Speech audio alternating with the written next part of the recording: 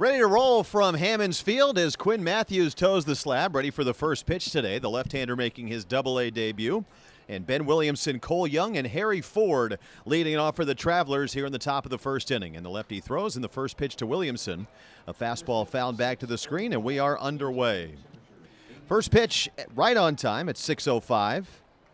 84 degrees, an overcast evening here in Springfield, Missouri. Ben Williamson batting at .270. A home run and 11 RBIs, and Mathews out of the windup. The Stanford product delivers, and a fastball swung on and missed. 95 miles an hour from the southpaw.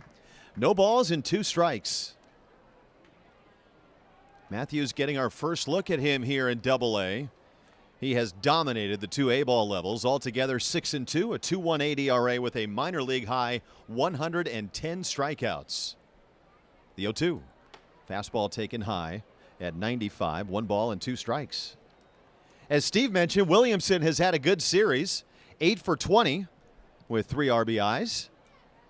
Now the kick and the pitch is inside, a changeup from Mathews, 2 balls and 2 strikes. Altogether, Williamson batting at .270 with a home run and 11 RBIs.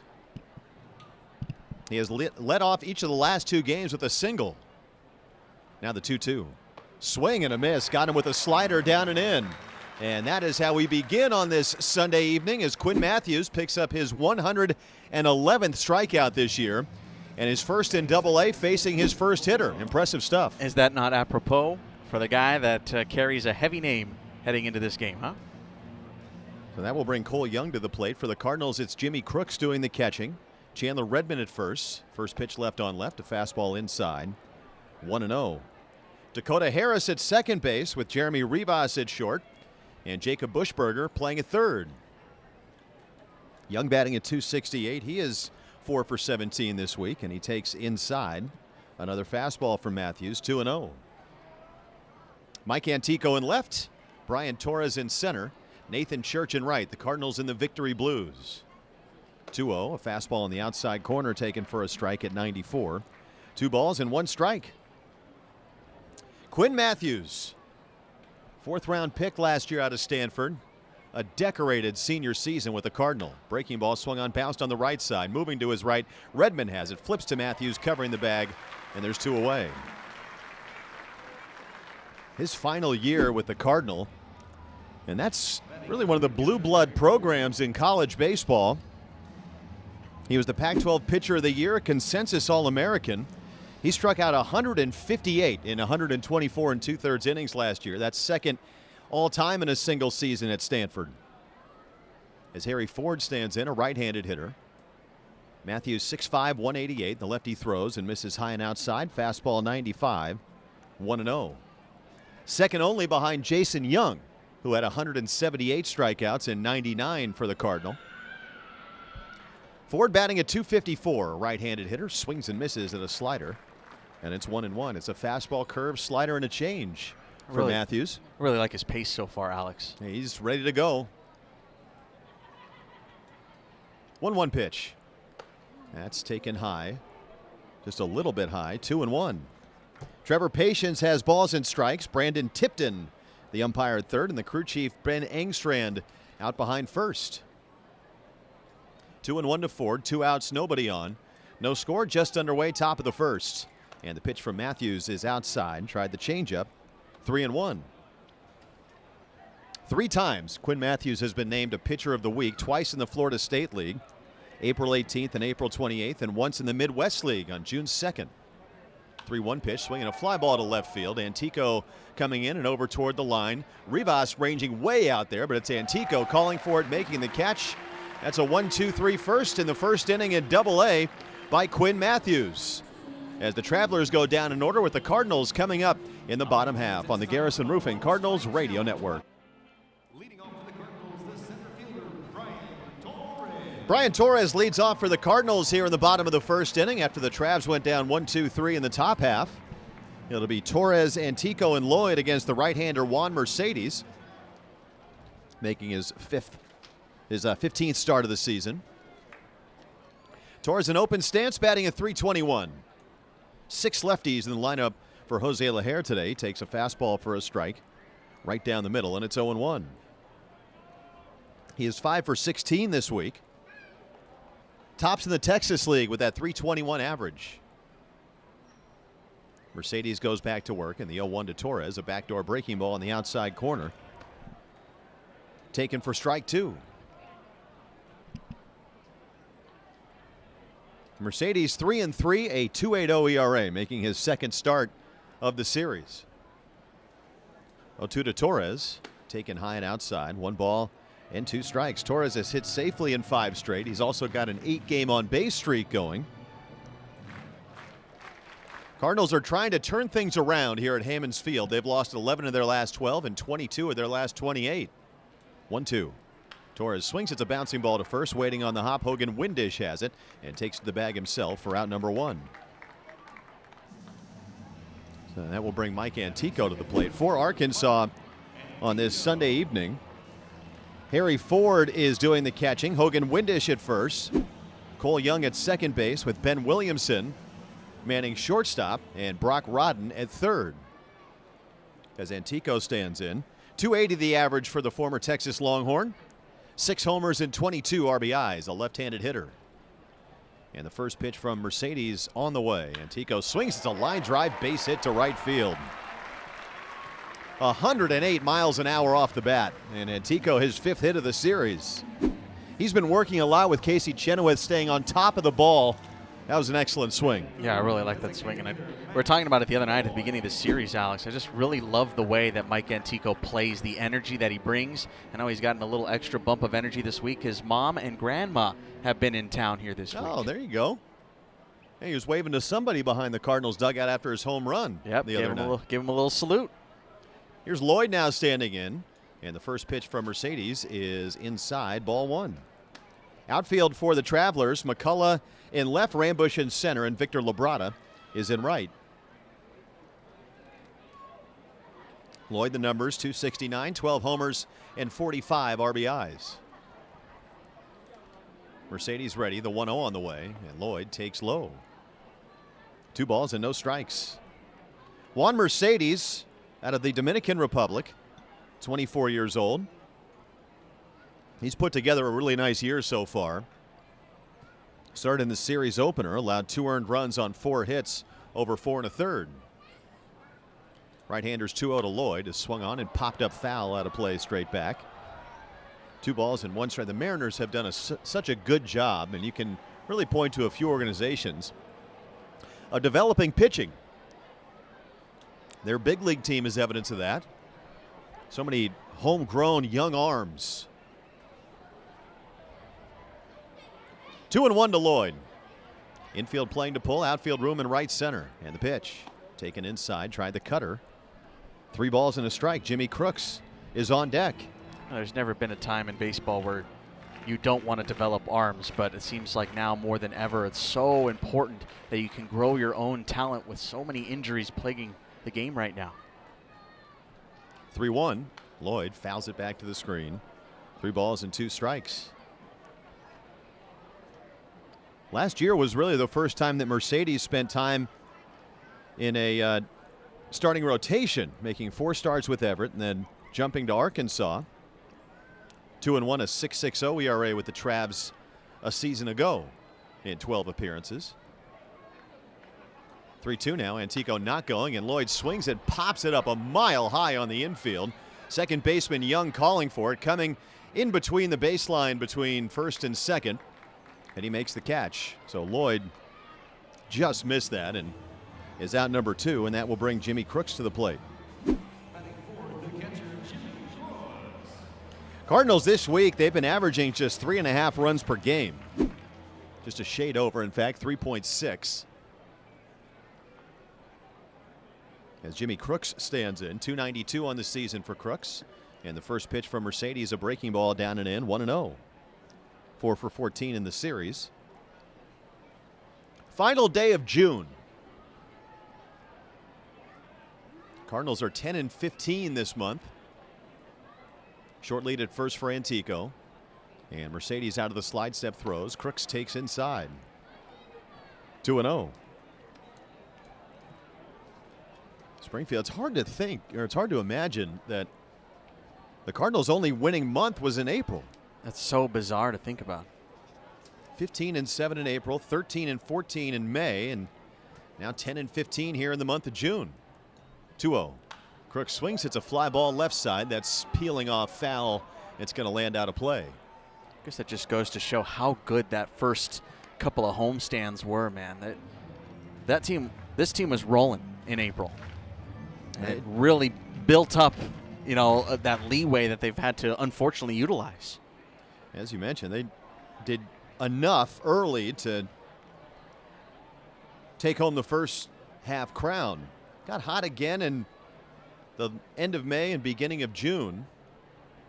Here's the 2-1 now, and Crooks swings. It's a drive toward right center field. On the run, Labrada not going to get there. It lands. It's going to roll to the wall. Antico on his way to third, and now the ball's stuck wedged in between the wall and the warning track, and Antico will score. Crooks goes to third. It's a triple and a 1-0 Cardinal lead.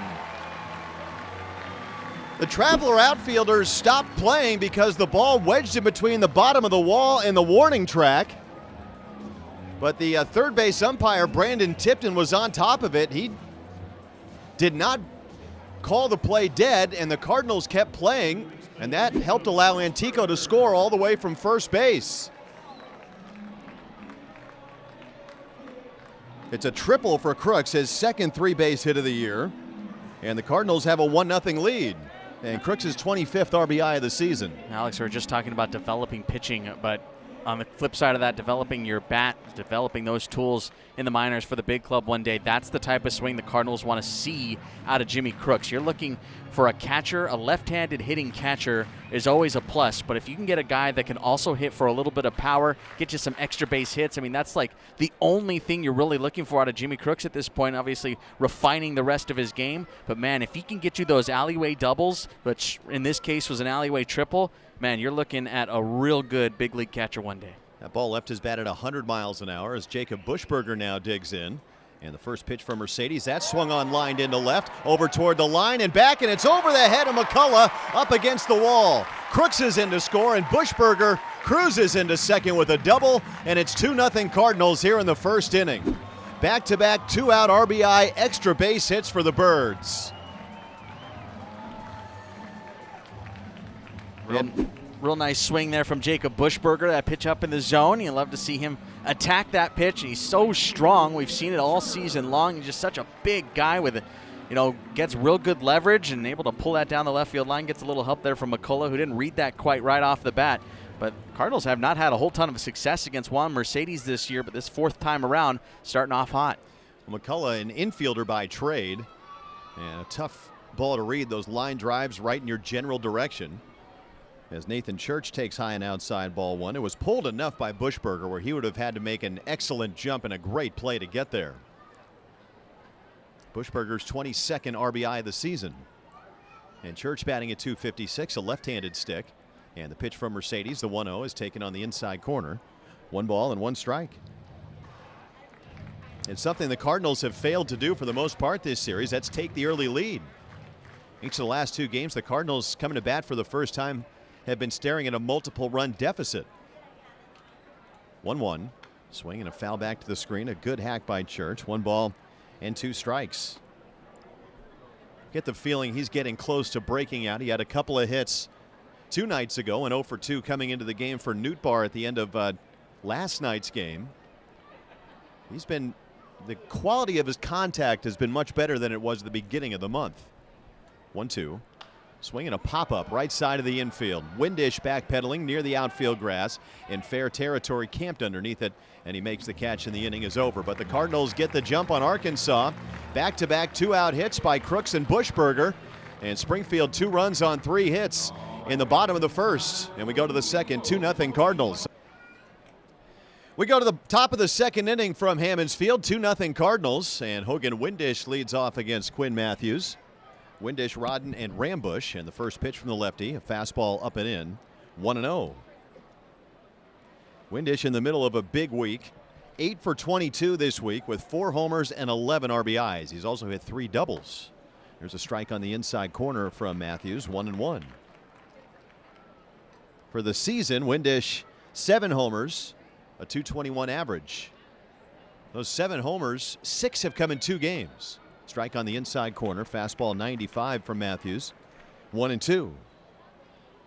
Lefty threw 14 pitches in the first inning, sitting the Travelers down in order. Out of the windup, Mathews, a Southern California native, throws, and Windish pops it up. Foul territory. Coming back for a look, Jimmy Crooks. It's going to get out of play. Count remains 1 ball and 2 strikes. Mathews, he's seen his velocity jump since college, where he averaged just a shade under 92 miles an hour on the fastball. The 1-2. Outside, tried the slider. 2 balls and 2 strikes. As you've heard through this first inning, or this first inning plus, 93-95 with the heater in his Double-A debut. Swinging a line drive foul into the netting just past the Arkansas dugout on a slider. Count holds at 2 balls and 2 strikes.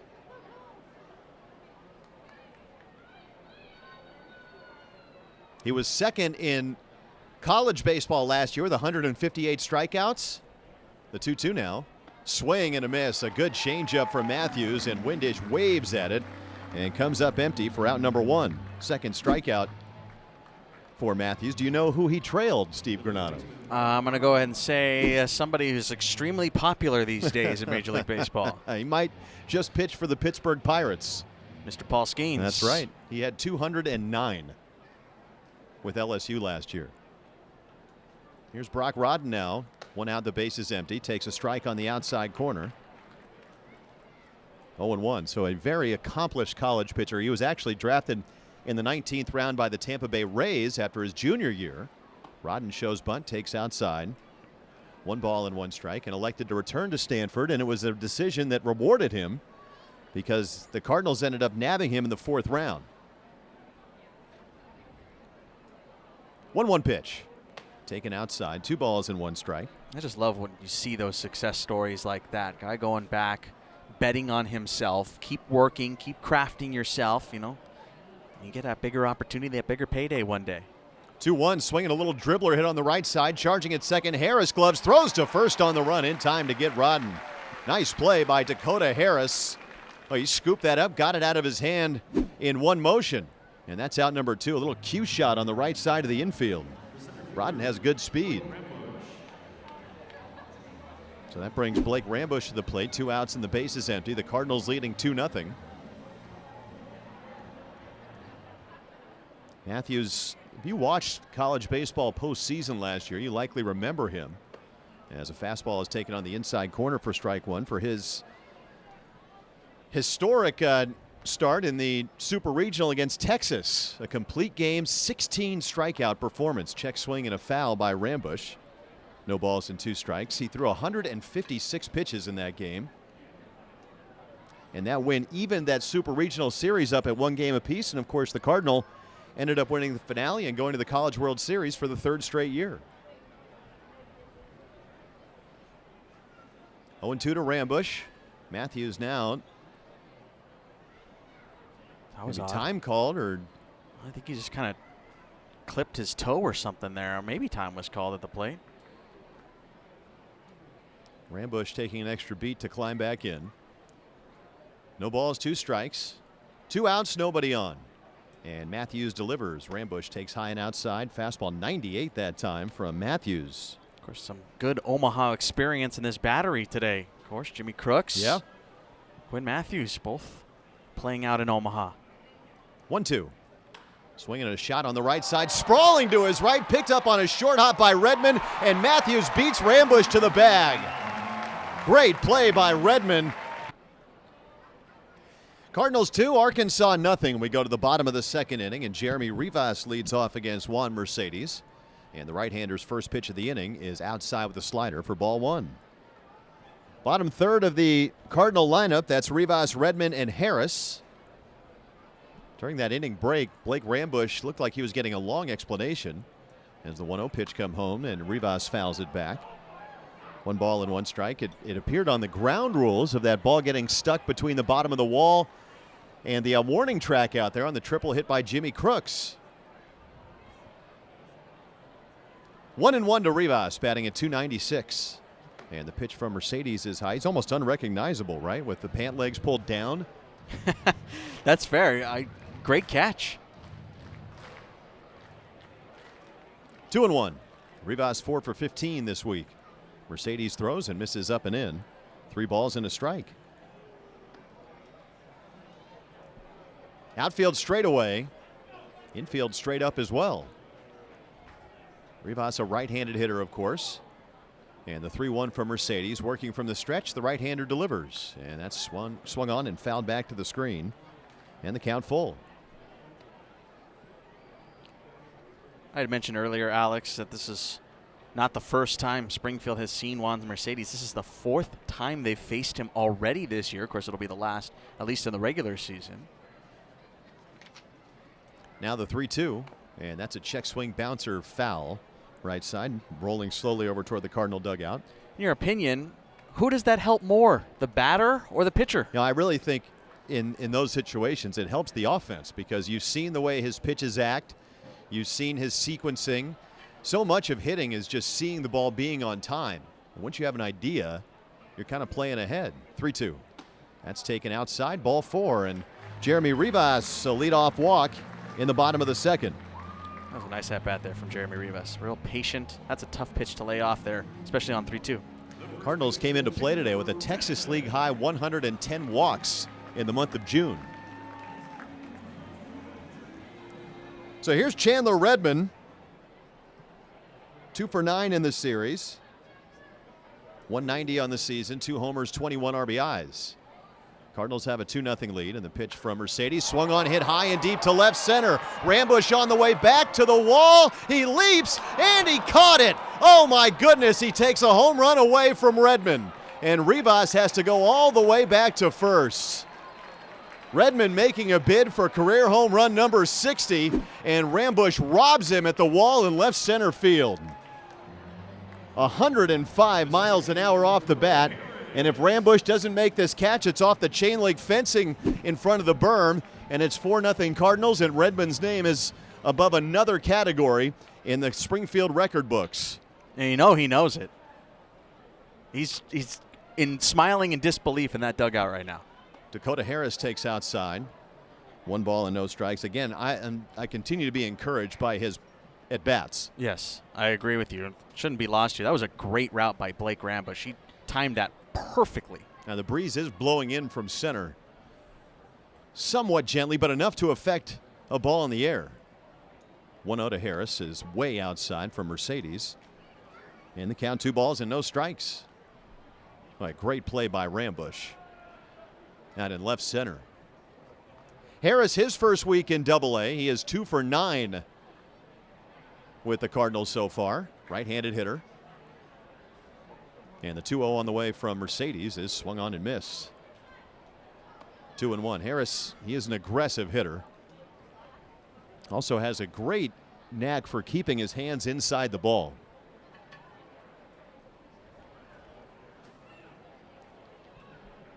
Rivas off the bag at first. And the 2-1 from Mercedes on the way is a slider taken up and in. And now it's 3-1. Alex say keeping his hands inside the ball. And that's obviously a phrase we talk about all the time, but maybe you can, for the folks at home who have heard that phrase but maybe too scared to ask, what does that mean? Not rolling over, essentially, kind of keeping your wrists flex. Swing and a miss by Dakota Harris, 3-2. So when you roll over, obviously, that top hand, for a right-handed hitter, the right hand comes over the top. Well, when you don't come over the top, roll that hand over the handle, you're staying inside of it. 3-2 pitch. Swung on, popped up, right side of the infield. Windish and Young. Windish right behind the first base bag, drifting into foul territory. Makes the catch, 2 away.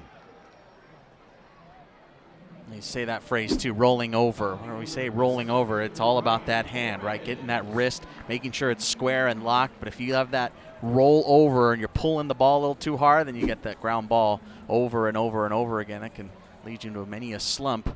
A lot of guys can fall into that, unfortunately. This guy standing in does as good of a job staying inside the ball as anybody.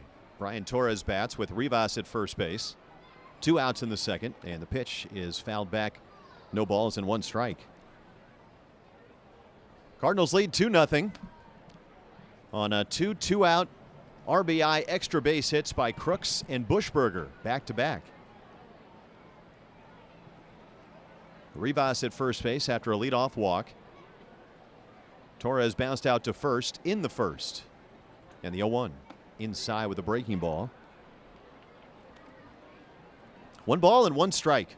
Alex, I know you're an avid golfer. Of course, you were at the Cardinals Classic a couple of weeks ago. I'm not much of a golfer myself, but is that another issue in golf too? Rolling over a little bit, letting that wrist go around? It could be. No doubt. Not a problem you ever had, of course. We all have it. Outside, 2 balls and 1 strike. Yeah, it's, what shocked me about golf, of course, is how different the swing is in terms of how you move your upper body and especially your arms than baseball. Night and day. Here's the 2-1 now, and Torres takes a high strike. 2 balls and 2 strikes. Of course, golf a very popular hobby amongst many a professional baseball player around the country, but there are a lot of guys that also say, I don't swing a golf club in the regular season or during the season at all because I don't want to mess up my baseball swing. Right. 2 balls, 2 strikes. Mercedes throws, runner starts and stops, and Torres fouls at the plate, and the count holds at 2-2. Cardinals will drop the regular season series to the Arkansas Travelers. Arkansas has won 5 out of the last 6 in this series. Cardinals won the first 5 games between these 2 clubs this year. And since, Arkansas is 9-4. 2-2. Torres takes down and in, and the count runs full, and Rivas will be on the move with this pitch. Mike Antico is on deck for the Birds. 3 balls and 2 strikes. Rodden way off the line at third. Mercedes ready. Rivas on the move. The pitch is taken outside, ball 4. So Torres a good at bat. Works a walk on a close pitch, and the Cardinals threatening with 2 outs once again. Runners on first and second, and Mike Antico is coming up. Talking about hobbies for professional baseball players. I know a lot of guys, growing up, who play a lot of sports and maybe doing a lot of, more extreme type activities. I was talking to Nathan Church, and he's an avid surfer and skater growing up in Southern California. Do you ever hear the story of former Cardinal John Jay? I have not. He's a very, very avid skateboarder while he was still playing. I know a lot of guys will kind of grow up being active like that and be kind of shy away, or the team will be like, we don't want you to do that type of thing. We don't want you snowboarding in the off season or skiing or anything like that. But John Jay, even while as a player, he was an avid skateboarder. Of course, with the X Games going on right now, big weekend out in Ventura, California. I think I would have missed that unless you said something. As Mike Antico stands in, and the first pitch from Mercedes swung on and missed. Slider down and in. No balls and 1 strike. Yeah, big day in men's skating. Nyjah Houston set to become the match the record for X Games gold. Shaun White, of course, obviously one of the 2 that currently hold the record for most gold medals in X Games history, and Nyjah is up for another one today.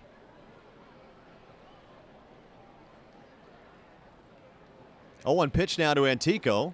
Same pitch. This time Antico lays off, and the count 1 ball and 1 strike. And Houston got one yesterday in men's best trick. Looking great, man. It's one of the best in the world. This is skateboarding, right? Yes, sir. Okay. All right. Just making sure. 1 ball, 1 strike. Rivas at second. Torres at first. 2-0 Cardinals in the second. And the pitch from Mercedes is fouled back by Antico. And the count 1-2. A cool event earlier today for the Red Access members, getting a chance to meet all the players on the concourse in uniform. Very cool. An annual event here for Red Access members, and getting some autographs, getting some pictures. 1-2. Outfield room in right center.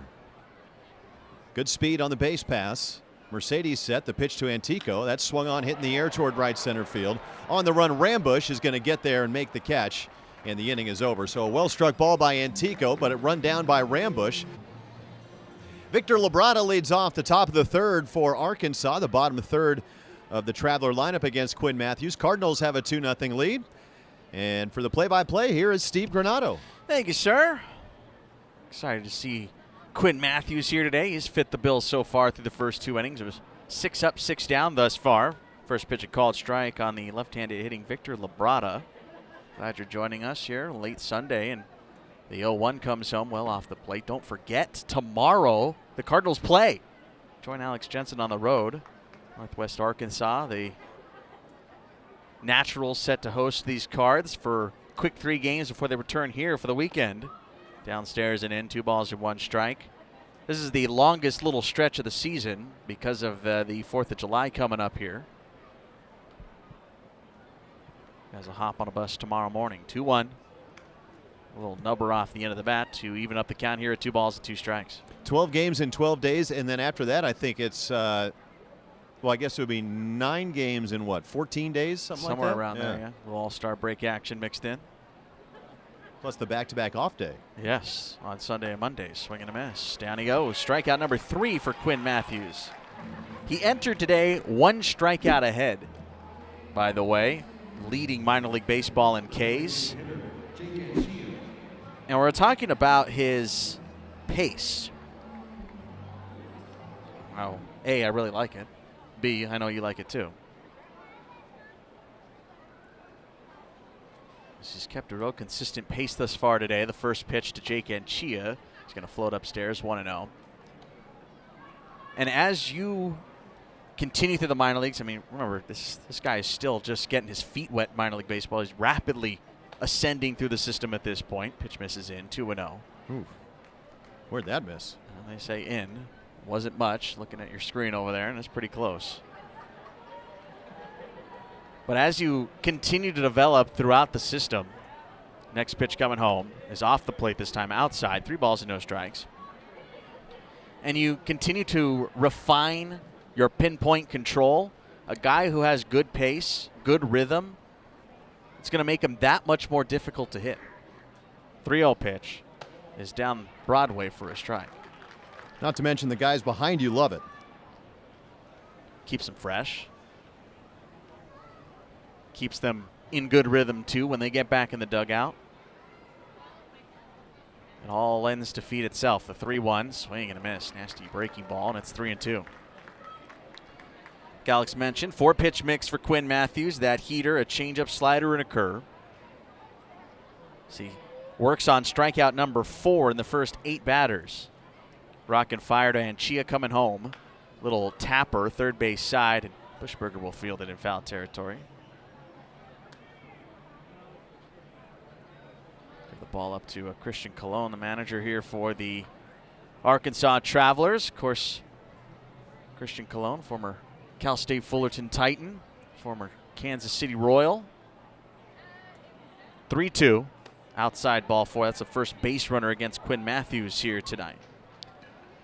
In both of those places, both of those ballparks, at Kauffman and at Goodwin in Fullerton, both of them don the name Christian Colon.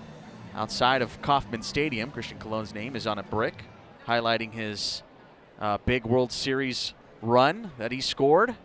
And, of course, he is on the Wall of Fame at Goodwin Field in Fullerton. First pitch in for a strike. This is Morgan McCullough.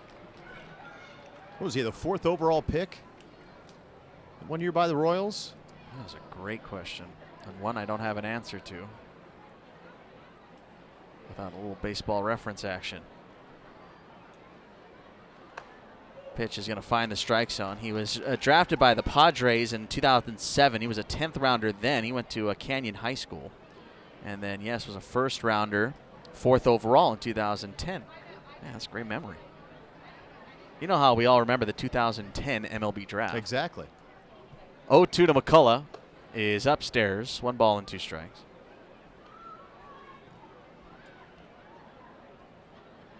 He's also the brother-in-law of Casey Chenoweth, the Cardinals hitting coach. That's right. I just missed Christian Colon, by the way, at Fullerton by 1 year. He was drafted my senior year of high school. 1-2 in the dirt. 2 balls and 2 strikes. Can you name the other top 5 picks in the 2010 draft? Not even close. No chance. I am terrible at remembering drafts. I can look it up for you. Bryce Harper went first overall. Yeah, that's one I should know. Come on, Steve. Get it together. Manny Machado went third. Good draft. Jameson Taillon second overall. In the dirt. 3 balls and 2 strikes. Drew Pomeranz, Matt Harvey in this draft. Yes, Money Grandal, Chris Sale. Christian Yelich, 23rd overall. Great draft. 3 balls, 2 strikes. Time is called at the plate by the batter McCullough. Playing in his 48th game with Arkansas this season, McCullough is. 4 homers, 20 driven in. Trying to extend this top of the third as the Travs still seeking their first hit this evening. 3 balls and 2 strikes. Runners staying put. Ground ball right side. Redmond's going to try and turn 2. The flip to second. Relay to first. And he took his foot off the bag at first base. Redmond tried to hustle back to the pillow. He reached out and stabbed with his right foot, but only caught dirt. There we go as a fielder's choice. Goes 3-6 on the put out to erase Anchia at second base. Valiant effort there from Redmond. He kind of had to race back, and he just could not keep his foot on the bag. It's hard when you're searching for it, also expecting the return throw. So McCullough reaches now. Ben Williamson at the dish. Entered today 8 for 20 in the series. Now 8 for 21 with his strikeout. As he watches strike 1. Rides himself a 4-game hit streak. He's reached base in 14 straight entering play. McCullough at first, 6 stolen bags and 10 tries. First pitch, or rather next pitch, runs inside. 1 ball and 1 strike.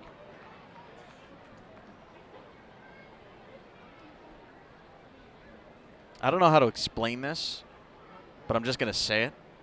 Quinn Mathews just looks like a St. Louis Cardinal. 1-1.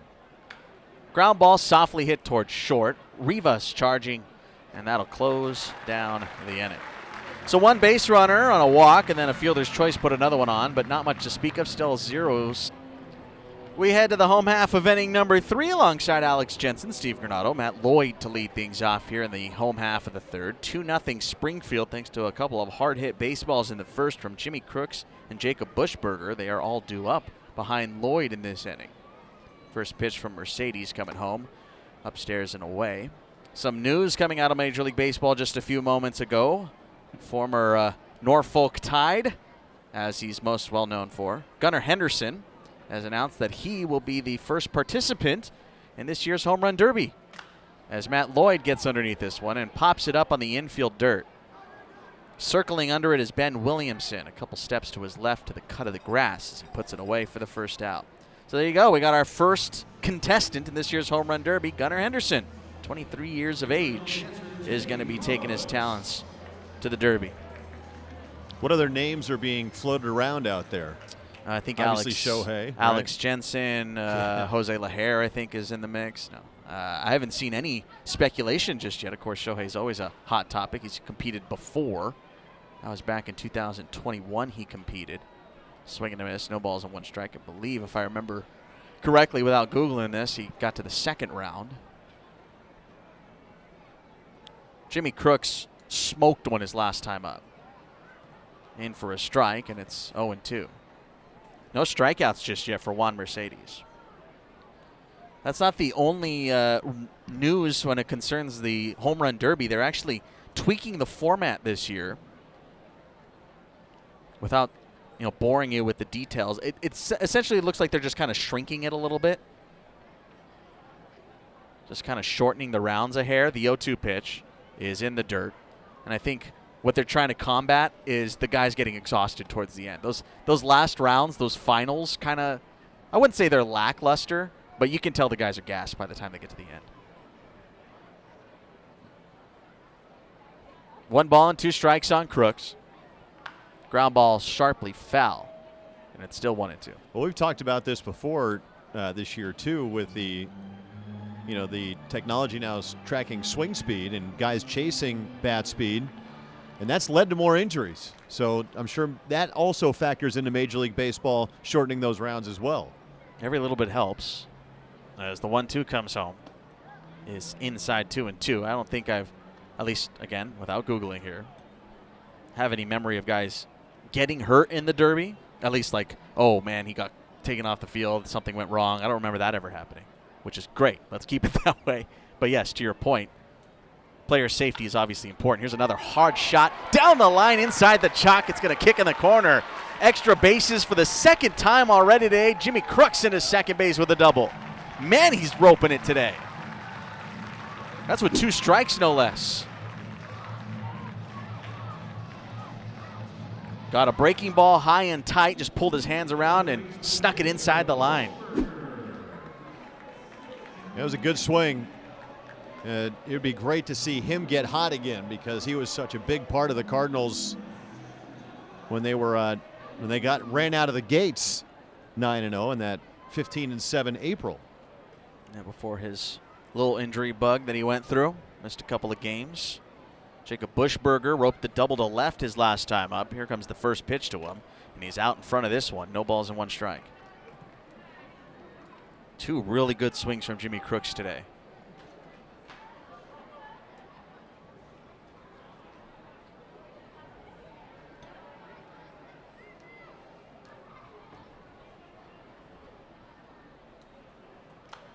Buschberger fouls it back over our heads. It's 0-2.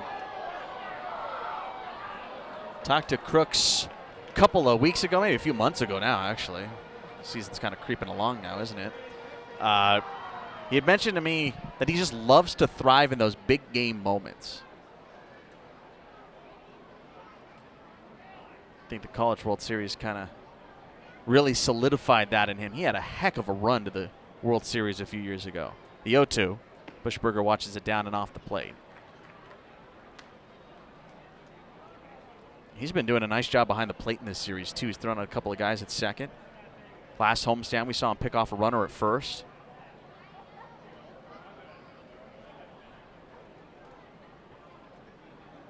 One, two. Buschberger watches strike 3, and he knew it. First strikeout for Juan Mercedes. That just froze him right there. Obviously looking for something else. Yeah, a pitch that if he was able to recognize early, that's a pitch he could have done some damage with. But as you mentioned, breaking ball just froze him. Crooks hits second. Church at the plate. 2 outs, 2-0, bottom 3, Springfield leading and batting. Mercedes checks second, comes home. Church swings first pitch, lifts it deep to left center field. It's going to hang up, however, with the wind blowing in a little bit. And the center fielder, Blake Rambush, is there to put it away and close down the third.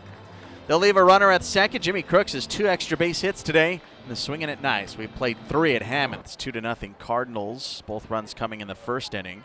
First pitch backing up Cole Young. Leads this club in homers and RBIs. Of course, he's tied for the team lead with Hogan Windish. 7 long balls, 33 driven in this season. As the 1-0 comes home. Just off the outside part of the plate by a smidge, and 2 balls and no strikes is your count. Good little crowd on this Sunday evening. Final game of this series. Final game of the season series between these 2 clubs. Fastball runs away, 3 balls and no strikes. Mathews at times tonight, a little wild, a little erratic, but has always fought his way back into the count, which is a good sign. Not a problem that you don't see around these parts, as the 3-0 finds the strike zone now, 3-1. See that a lot here, Double-A. Disappear a little bit in Triple-A, and hopefully by the time you get to the bigs, it's a problem you started to really correct. The 3-1 is down and away for ball 4. That is the second walk issued by Quinn Mathews, still yet to give up a hit. Runner reaches first. That's Harry Ford now coming to the plate. Team will go on the road for 3 and then come right back for 9, as a matter of fact. 9-game homestand. Second longest of the season. Now this 3-3 little set with Northwest Arkansas. As the pitch comes home to Harry Ford, he lifts one high in the air to left field. Mike Antico settling under it. Will squeeze it for the first out. Runner trails back to first base. Alex, I'm like 90% on the answer here, but I want you to confirm it for me. That'll still be considered one series, correct? Is it 3-3? Yeah, correct. Okay. I believe so, yeah. So we'll still count that as a series, but we're not going to count that as a home or a road series, I guess. I'm just, for statistical purposes here. Sure. Correcting the record. Here's Hogan Windish.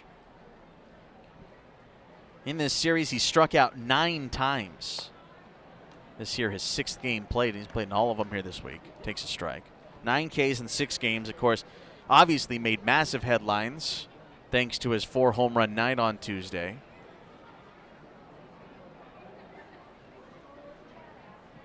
Runner at first base. 1 out, looking for the ground ball here. Mathews' pitch is going to run high and away. 1 ball and 1 strike. Hogan Windish is in all likelihood the Texas League Player of the Week. Even if he went 0 for the rest of the series after Tuesday, which he hasn't done, but he definitely could not keep pace with a 4 home run night because nobody can. Throw back to first base just to keep him honest. That runner over there, thank you for reminding me, Quinn. 13 for 19 is Cole Young this season in stolen base attempts.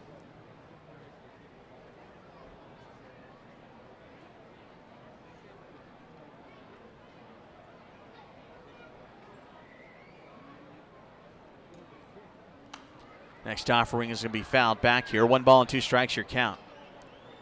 Team will be home on 4th of July, so make your plans for Freedom Week. We'll be here Thursday, Friday, and Saturday. 3 chances to see the biggest fireworks show in the Ozarks. Don't miss the best party here on 4th of July this coming Thursday. Really excited for it. It's always the best weekend in baseball. Second throw back to the bag. Keep him honest again. It's going to be a whole bunch of fun this coming Thursday. Again, Thursday, Friday, Saturday. No game Sunday, no game Monday as the 1-2 comes home. Ground ball hit to short. They'll flip to second. This is going to be a nice and easy inning double play. Still no hits allowed by Quinn Mathews through 4 as we go to the bottom of the inning. Nice little job in his debut at the Double-A level. 2-0 Birds on the Garrison Roofing Cardinals Radio Network. The 4th. Pitch is going to run upstairs and in. 1 ball and no strikes. This is, again, Juan Mercedes back on the mound. He added a sinker a couple of seasons ago, working with a 4-pitch mix. That 4-seam fastball, the sinker, slider, and a changeup. Cardinals have gotten real used to him. Fouled straight back without digging too deep. This has got to be the guy they've seen the most as far as starter is concerned this year. At least one of them. It's somebody with Arkansas because this is game 21 between these two clubs. Yeah. Think about Danny Warchansky or Reed Van Scooter, guys who have been in the rotation all year long. That's fair. It was one of those guys. Or maybe all of them. In for a strike. We'll double check that. But 1-2 the count. Last saw him on June 25th, a couple of days ago, and 4 1/3. That was probably his least successful outing, strangely enough, as he finds the strike zone that time and catches Rivas looking. Second punch out, both of which looking.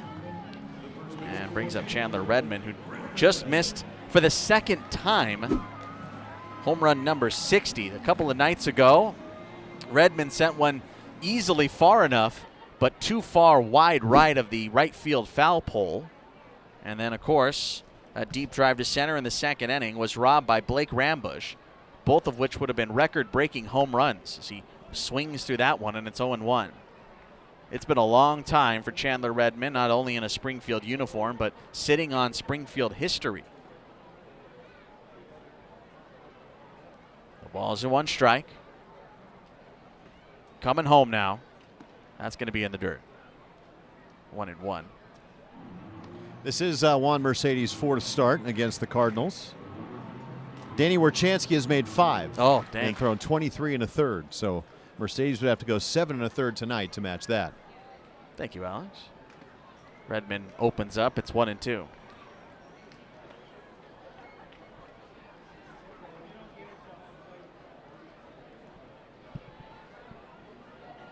I know you're feeling a lot better about Redmond these days, Alex.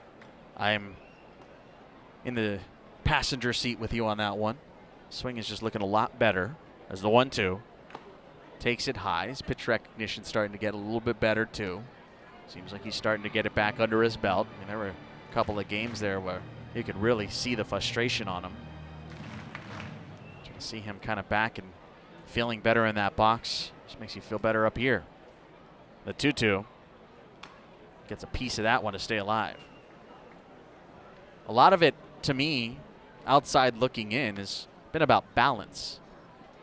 It's just been a lot of, and when the times were really tough for Redmond, it was the balance issues, really falling out of the box. But he has stayed inside that box a lot better this week. The 2-2 falls out there, and down he goes on strikes. Nice pitch from Juan Mercedes. 3 strikeouts in his last 4 batters faced. There's 2 gone for Dakota Harris. 2-0 Springfield. We're in the bottom of the 4th.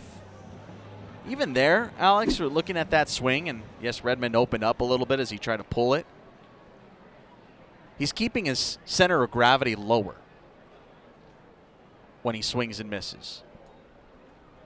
First pitch, Dakota Harris lifts one high in the air, left side, tailing towards the line, foul. There were times here last month or so where Redmond was still staying really tall in those off-balance swings, and it kind of makes him kind of topple a little bit more. There he's able to keep his legs down. He's able to kind of squat down a little bit further. I wouldn't quite say Tim Salmon levels, but he's still kind of there. He's more centered. Here's the 0-1. Harris fouls it Jensen's way.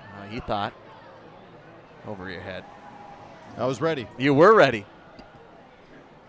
I saw the hands, ready position. Keep your shoulders square, head up. I like it.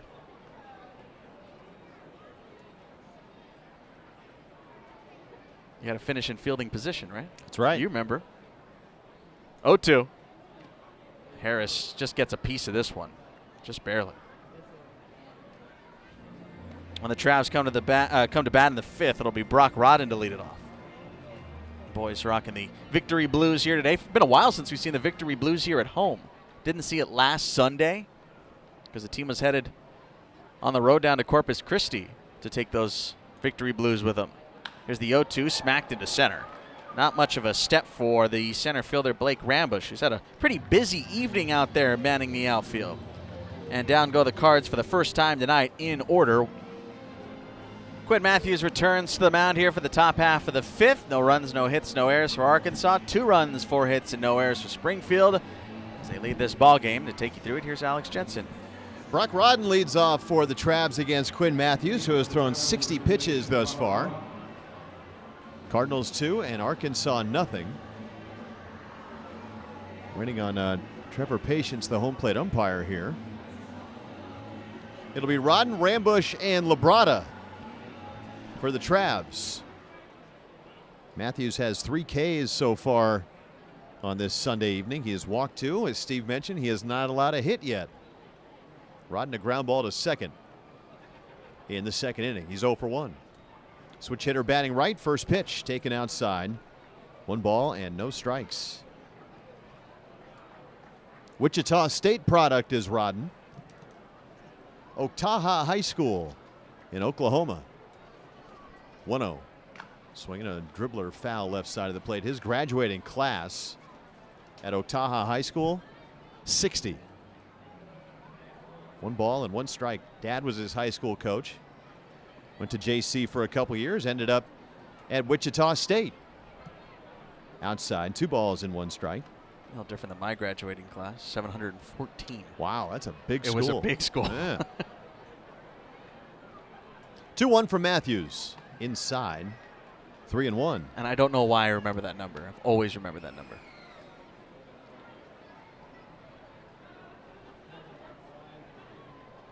Infield a step to pull for Rodden. And the 3-1 from Mathews. Swung on ground to third, right to Bushberger. Down to a knee, he gloves. Throws on to first just in time to get the speedy Rodden. So Mathews battles back from the 3-1 count and gets Rodden to bounce out for out number 1 here in the 5th. And that will bring Blake Rambush to the plate.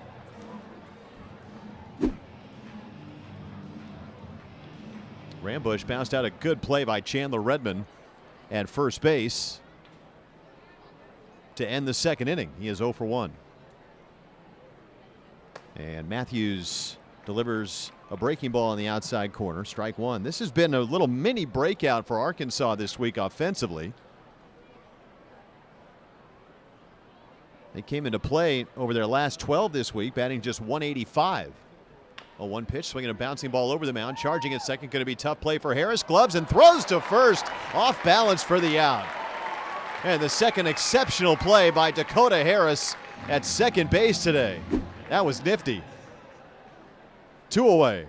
Maybe the most impressive part here is he kind of slipped there at the edge of the grass, about a half a step from cutting the grass, and he's able to stay on balance. I think that was maybe the most impressive thing there, is he was able to recover his body slipping on him. Yeah, make an accurate throw. Victor Labrada digs in. The lefty takes inside. 1 ball and no strikes. It's really hard when your head starts tumbling, your center of gravity gets thrown off.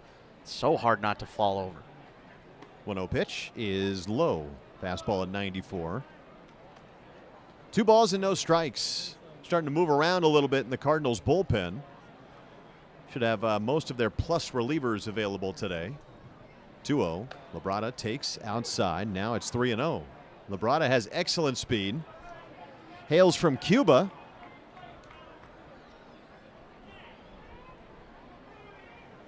Mathews peering in. The left-hander throws, and the 3-0 is inside. A 4-pitch walk with 2 outs here in the 5th, and that keeps the inning going for Jake Anchia, who had 3 hits yesterday.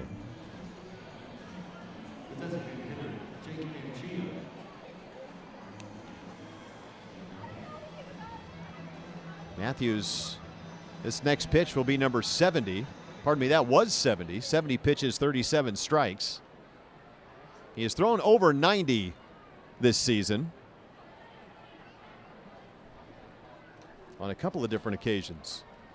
And Chia walked in the second, and he swings and misses at a first pitch fastball, 0-1. Yeah, his last outing in Peoria threw 94. Outing before that was the season high. He tossed 96. Right. I think he threw also threw 93 in his 4th or 5th start in Palm Beach. This guy's a workhorse. That's clear. 0-1 instead of move to first, and Labrada back standing. Cardinals 2, Arkansas nothing. Top of the 5th. Springfield has lost 4 of 5 this week and trying to head to Northwest tomorrow on a winning note. 0-1 to Anchia. A right-handed hitter. Mathews set, and the pitch is fouled back. No balls in 2 streaks. Mentioned the Travelers hitting 185 over their last dozen games coming into play this week. Well, they have hit 279 this week, and they've scored 7 runs 4 times. That's the first time they've done so in any 5-game stretch this year. Scored 11 runs last night. First time since May 24th they got into double digits. 0-2 outside.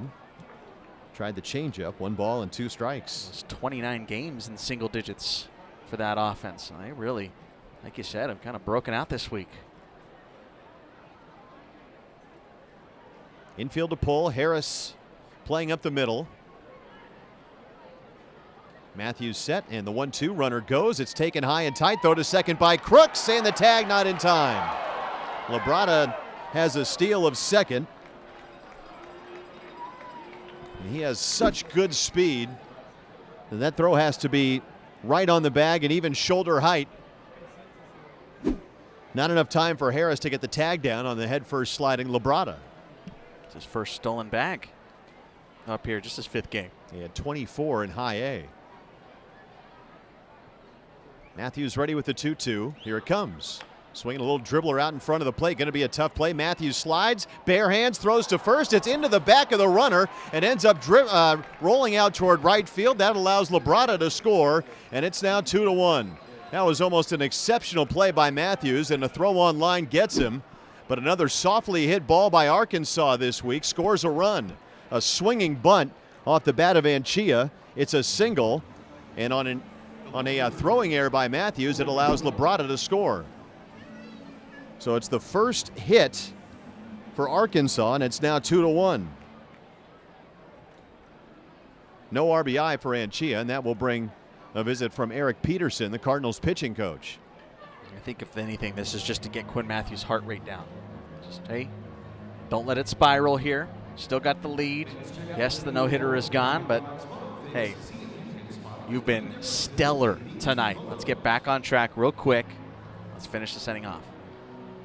This week, it just seems like every little mistake the Cardinals have made has been punished by Arkansas. That time a 2-out walk, and then Mathews trying to make a great play, almost did so. And that was an extremely tough play, but the throw just into the back of the runner, Anchia.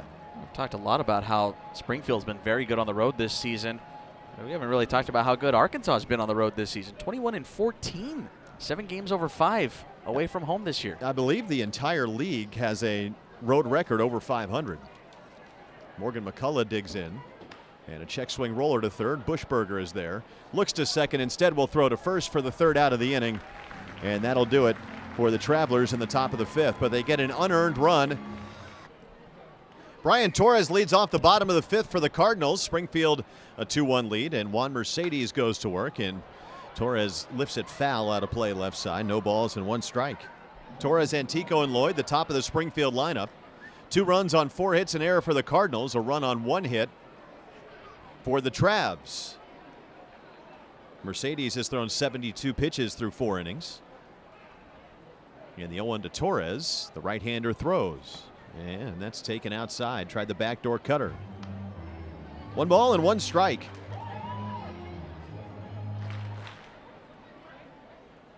Cardinals, both their runs came in the first on back-to-back 2-out hits by Crooks and Bushberger. The 1-1, a strike on the outside corner, a high strike to Torres. And now it's 1-2. Mercedes has only allowed 1 hit since the first. He's walked 2, he's K'd 3. Right-handers 1-2. And Torres bounces it foul. Look out into the Cardinal dugout. And the count holds 1-2. Even though Lars Nootbaar is not in the lineup today, he was in the facility. And it sounds like the Cardinals are expecting him to appear with them in Northwest Arkansas. Yeah, they rare travel rehab. 1-2 pitch. Breaking ball fouled back by Torres. There is some action in the bullpen for Arkansas. Looks like Reed Morgan, the right-hander, has begun to throw.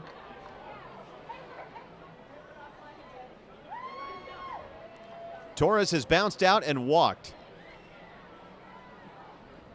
And the 1-2 now.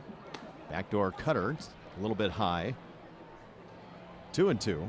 Sounds like, based on the reporting coming from St. Louis anyway, that they want Lars Nootbaar to play in 7 innings and then back-to-back 9-inning games before being reactivated. 2-2. Torres takes just outside. Man, that was a close pitch. Harry Ford a glance back. 3-2. And when Lars had spoken to the media before he came here a couple of days ago, he mentioned he wanted about 5-6 games and just trying to get his timing back.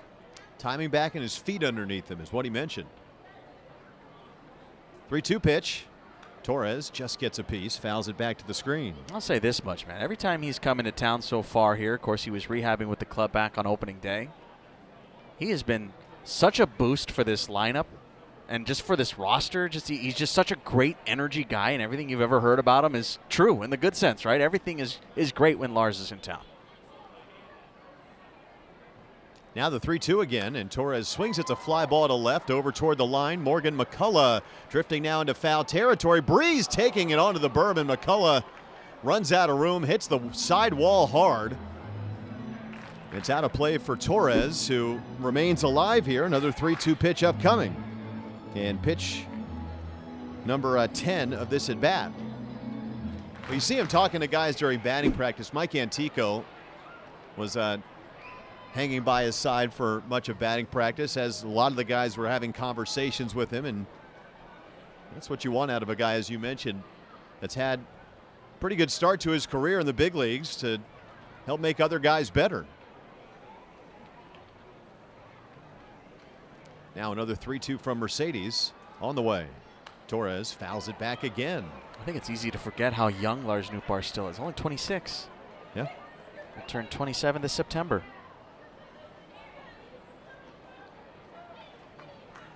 Trying to put injury issues behind him. This is his 5th trip to the injured list since the beginning of last year. A lot of freak injuries, though. Now another 3-2, the 11th pitch of the at-bat, and Torres bounces it foul. Good battle here. Torres now 6 foul balls with 2 strikes. Talking about good clubhouse guys, good roster guys. Brian Torres has been one of those this year, too.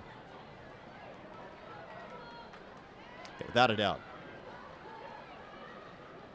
3 balls, 2 strikes. 12th pitch of the at-bat. And Torres swings. It's a shot to second, giving ground, fielded on 1 hop by Young, turns and throws to first for the out. A good at-bat by Torres, but he grounds out sharply to Young at second base.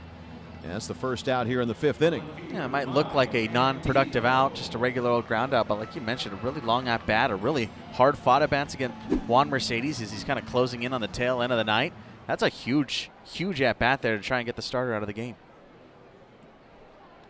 Now Antico stands in, 1 for 2 with a single. He also scored the first run of the game. And the first pitch to him is launched foul right side and off the sweet level. No balls and 1 strike. Cardinals lead it 2-1. Mercedes, this next pitch will be number 85. And it's on the way. Antico looks at a backdoor breaking ball over the outside corner. No balls and 2 strikes. Matt Lloyd is on deck. Reed Morgan continuing to throw in the Arkansas bullpen. And now the 0-2 from Mercedes is swung on a high fly ball to right field. It's going to stay in the ballpark. Over toward the line goes Labrada, about 15 feet from the stripe. Makes the catch, and that's the second out. And Matt Lloyd is coming up. You told me the other day, Alex, that you thought Mike Antico had the best walk-up song on the team. I think Matt Lloyd's right there, too. I really like the rush that he comes up to. That guitar riff is real sweet. Just changed it. 7 in a row retired by Mercedes. And his first pitch to Matt Lloyd with 2 outs and nobody on, taken on the outside corner for strike 1. All 3 of his strikeouts have come during this stretch. Lloyd has popped out twice. It's Passage to Bangkok by Rush. Good tune. 0-1. Swung on, grounded foul outside of first. No balls and 2 strikes. Lloyd leads the club in home runs and RBIs. His 45 runs batted in are tops in the league among active players, trailing only Colby Thomas, who's now in AAA. He had 47. Dalton Rushing of Tulsa coming into play today, 2 behind with 43. 0-2 pitch. Lloyd takes in the dirt, down and in. 1 ball and 2 strikes. 3 of the other 4 games in the Texas League are already final. They're playing in the top of the 6th in Frisco, and the Rough Riders and Hooks are tied at 1. Frisco will be in North Little Rock tomorrow. 1 ball and 2 strikes. Mercedes delivers, and Lloyd swings. Hits a fly ball left side, twisting toward the seats, and it's going to land out of play. Count holds at 1-2. Elsewhere, Tulsa beat Amarillo 4-3. Drillers took 4 out of 6 in that series at home. The wind surge over the Naturals 7-3. So Wichita earns a series split at home. Now another 1-2 is a swing and a high drive deep to right. Over toward the corner goes Labrada, right to the wall. Fair or foul? It is just foul.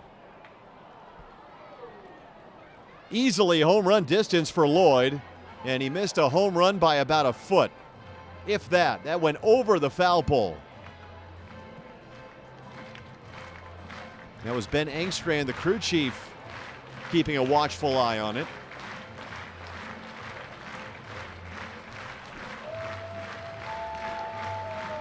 Lloyd just missed home run number 13. It's been a bit of a power surge for him recently, too. And Notwithstanding with that one, he just missed it.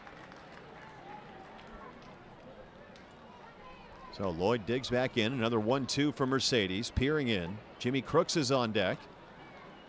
Right-hander set first base side of the slab and delivers. And Lloyd another big swing and fouls it back to the screen.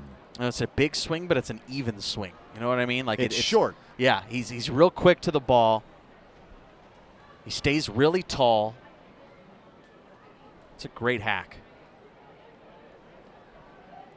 1 ball, 2 strikes. Another good battle here. And another pitch from Mercedes inside, 2-2. Brian Torres, an 11 pitch at bat. 12 pitch at bat, pardon me, to start the inning. I think you had mentioned too about Matt Lloyd. It's not just the power and the swing, but it's also his pitch selection skills. 2-2. Swung on and fouled back. The at bat continues. 9th pitch upcoming in this battle between Lloyd and Mercedes. 2 outs, bases empty. Cardinals have a 2-1 lead here in the 5th. Finale of this 6-game series. Now Mercedes has his sign. The right-hander delivers.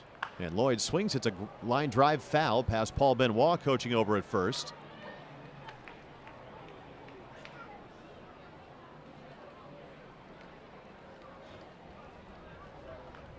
And this will be pitch number 10. Mercedes now at 95 pitches tonight. There's 22 to 2 batters in this inning. Yeah. 2 balls, 2 strikes. And now the right-hander comes home again. And Lloyd swings. It's a fly ball to left field. Pretty well struck. McCullough going back. He's got room in front of the track. And he makes the catch. Top of the Arkansas lineup against Quinn Mathews in the 6th inning. The Cardinals have a 2-1 lead over the Travs. And once again, here's Steve Granado. Thank you, Alex. Ben Williamson to lead things off here. As the Travs seek the tying run. They were trailing 2-0 basically out of the gate here tonight. As the first pitch from Quinn Mathews is a strike. That 2-0 lead held all the way till the top half of the 5th before the lone run came in to score. The 0-1.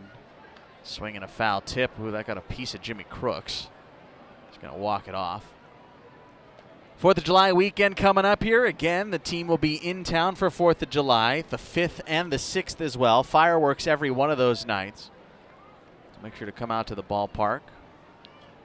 Freedom Week, as we call it, here in Springfield. And then we kickstart a 9-game series after that following Tuesday. So the team will be in town for a while starting at the end of this week. Ball's fouled off, and it keeps it no balls and 2 strikes. Love to see you here at Hammonds Field. Tickets and details at SpringfieldCardinals.com.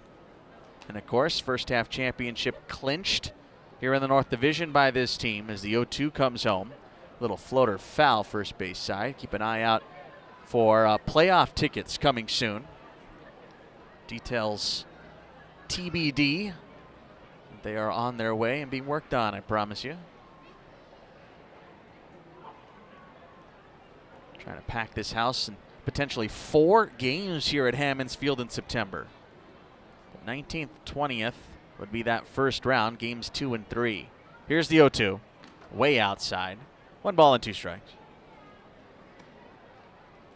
Playoff baseball. It's always that much sweeter when you're at home.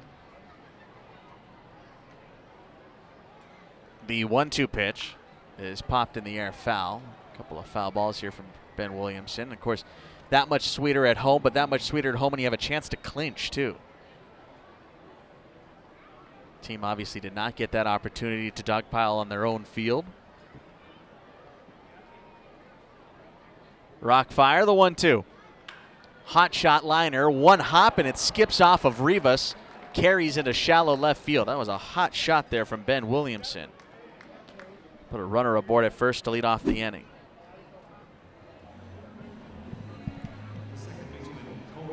Just kind of ate up Rivas. Yeah, in my book, I think, yeah, it's an E6. They're going to call it an E6 right at him. And we saw a very similar play that was ruled an error on Ben Williamson. The Cardinals down, that's their 2nd error tonight, and 3 straight games with at least an error. Pretty uncharacteristic. Here goes the runner. First pitch is high, good to throw on from Crooks, but he bounces it into center field. Good job by Jeremy Rivas there. You want to talk about turning the page, having short-term memory right there? He holds the glove there on Ben Williamson to try and deke the runner, and it's exactly what it did. Nice job by Jeremy Rivas to be present in a moment where he could have his brain drift. Stolen bag for Williamson. That's his 7th of the year. Arkansas's 2nd tonight on Jimmy Crooks. The 1-0 pitch. Bouncing ball, tapped on the right side. It's going to find its way foul. Redmond scoops it up. It's Ryan Shreve in the bullpen for the Cardinals. That's Matt Swanson with a walkie-talkie on his chest. What was that? Who's he talking to? I think that's how they communicate who to get warm. Okay. Makes sense. No phone.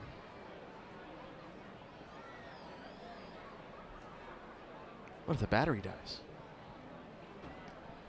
Smoke signal?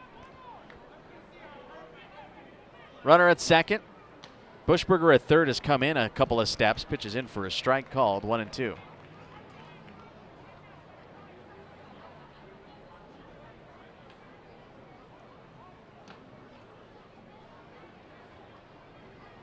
Cole Young walked back in the 4th inning.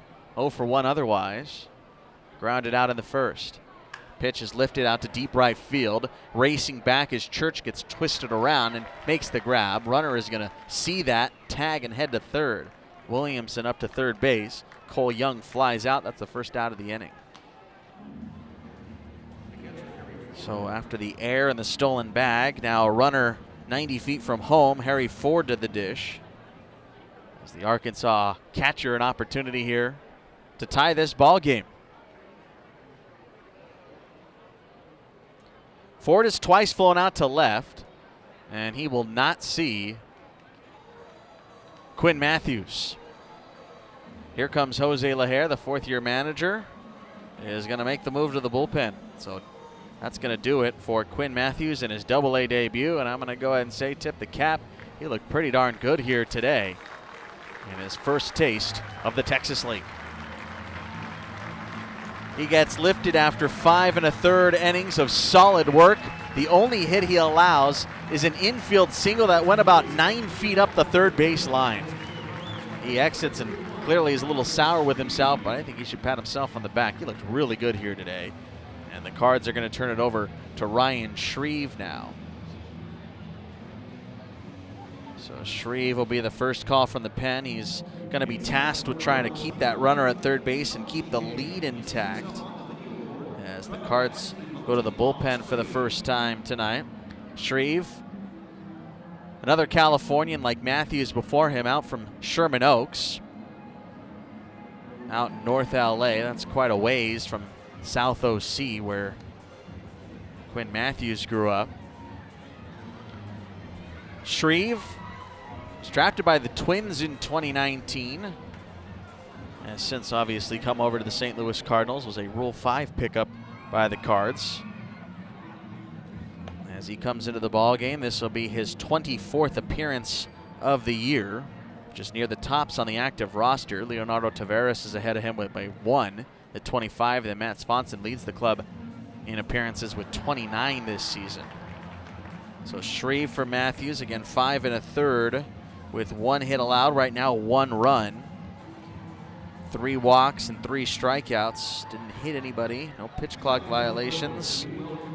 And right now is the pitcher of record for Springfield in the driver's seat of a potential victory in his Double-A debut. And it's up to Ryan Shreve to try and preserve that 5-2 mark this year. Had a red hot start to the season, did Shreve.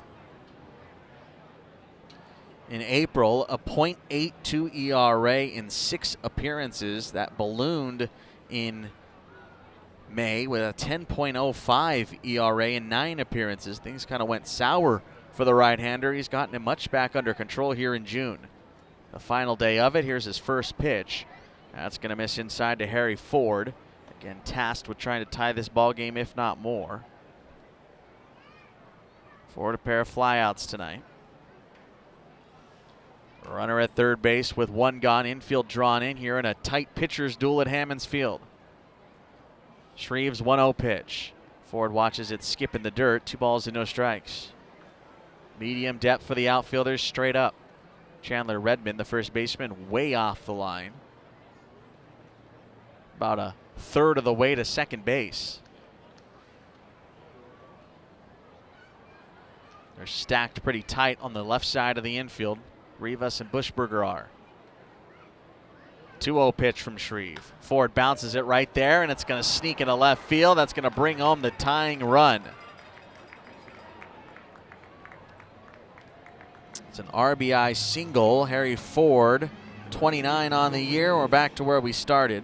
All squared up this time at 2. Just a little bouncing ball that snuck between Rivas and Buschberger. Stop me if you heard this before, but that wasn't hit very hard. You have a button over there that just says that, right? I mean, that's the way it's gone this week. Brings up Hogan Windish. I want to talk about a guy who's hit the ball hard today, let alone this week. He towers one out towards left field. Antico with long strides towards the line. He will have enough room to play it as he crosses the line and rushes the throw back into second base. And it keeps Ford at bay over at first base. It really stings for the Cardinals. Both runs have been unearned. Yeah, that don't feel good.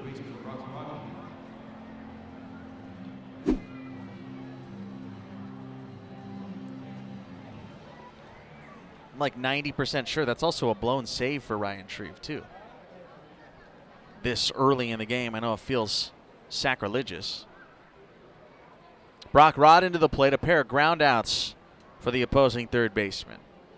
Pat's left-handed here now for the first time tonight. He's a switch hitter. Throw back to first base.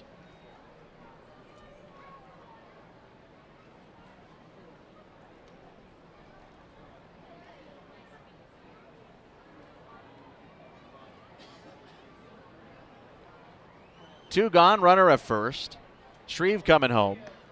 That's going to be off of the plate outside. After a couple of muggy ones here in Springfield, it's really nice tonight. Reed Morgan getting loose for the Travs, by the way. Should be the end of the line for Juan Mercedes this evening. Shreve's 1-0. Down and off of the plate. Louie and company hanging out here tonight. Good little crowd for a Sunday evening to wrap up this series. Wrap up the month of June. Or are we now square in the middle of summer now?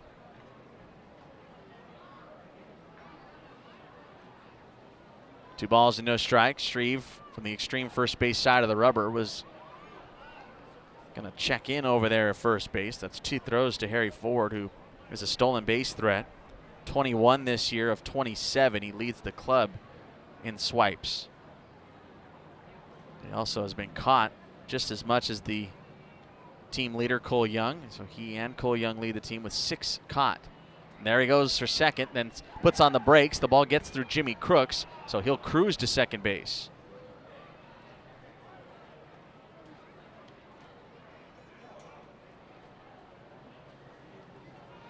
Brock Rodden, good start to his Double-A career. 4 games played. He's batting .286 here, entering play today. That's after batting a smidge over 300 in the Northwest League while with the Everett Aqua Sox.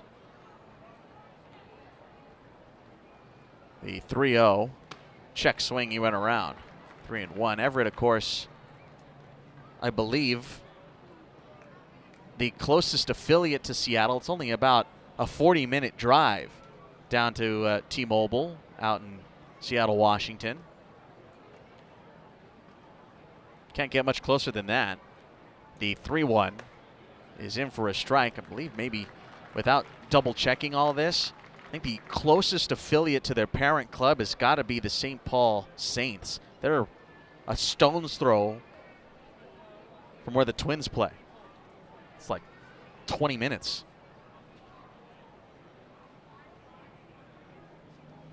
Right across the river. Could walk. 3-2. little nubber, and Crooks is going to push it foul. Tacoma is only 36 minutes from Seattle. Everett is 33. No, there you go. So I was right. This is easily the furthest in the Seattle system.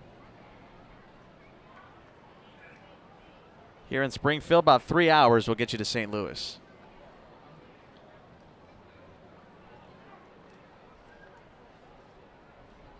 Shreve's 3-2. Pop behind the plate. Crooks is going to give it a race, is going to watch it land on top of the dugout.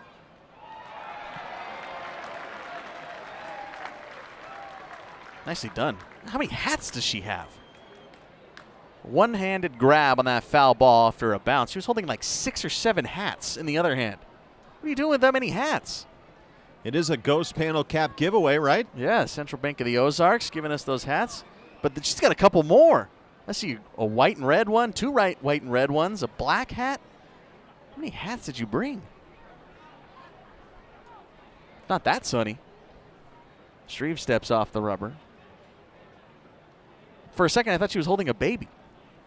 That's how many hats she was holding.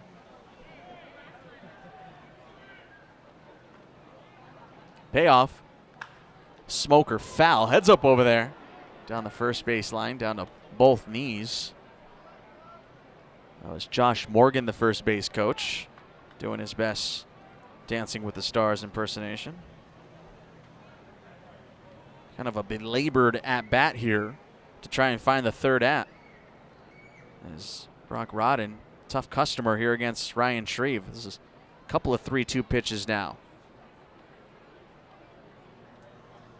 And that's going to walk him. Shreve loses the battle, and it continues the inning with runners on first and second now. A couple of really good at-bats on both sides of the score sheet tonight.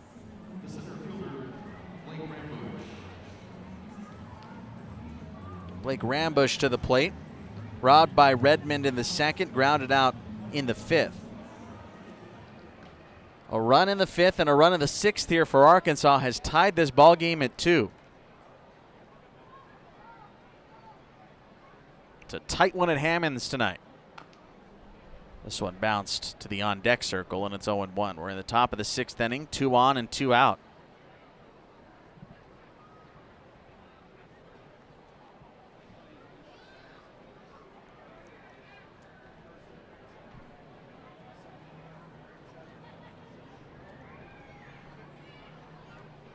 Ford at second, Rodden at first. Massive lead at first base for Rodden. They're not holding him there.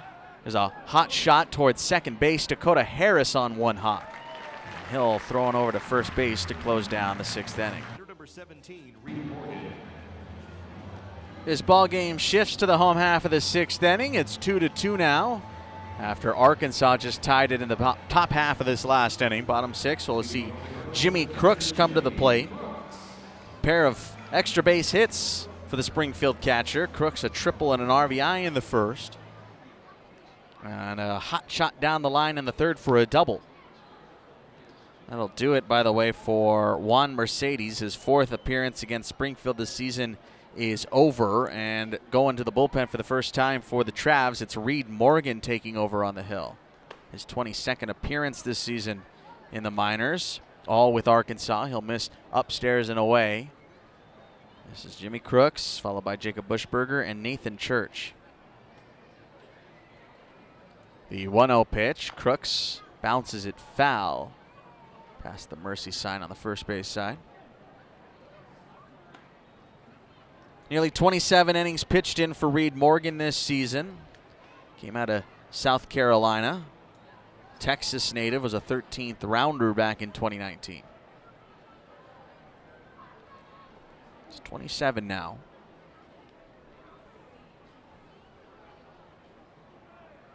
Trying to work his way to the bigs.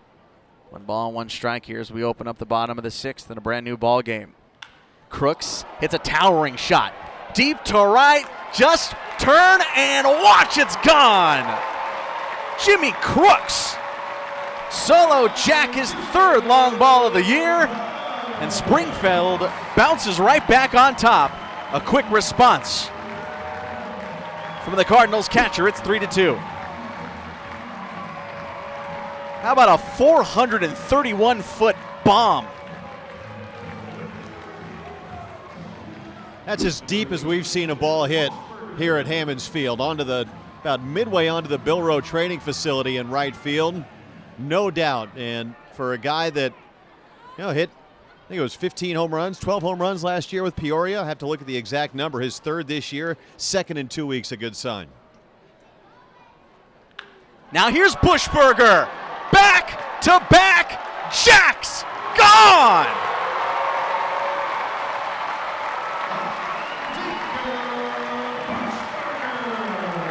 Crooks goes to right. Butch goes to left.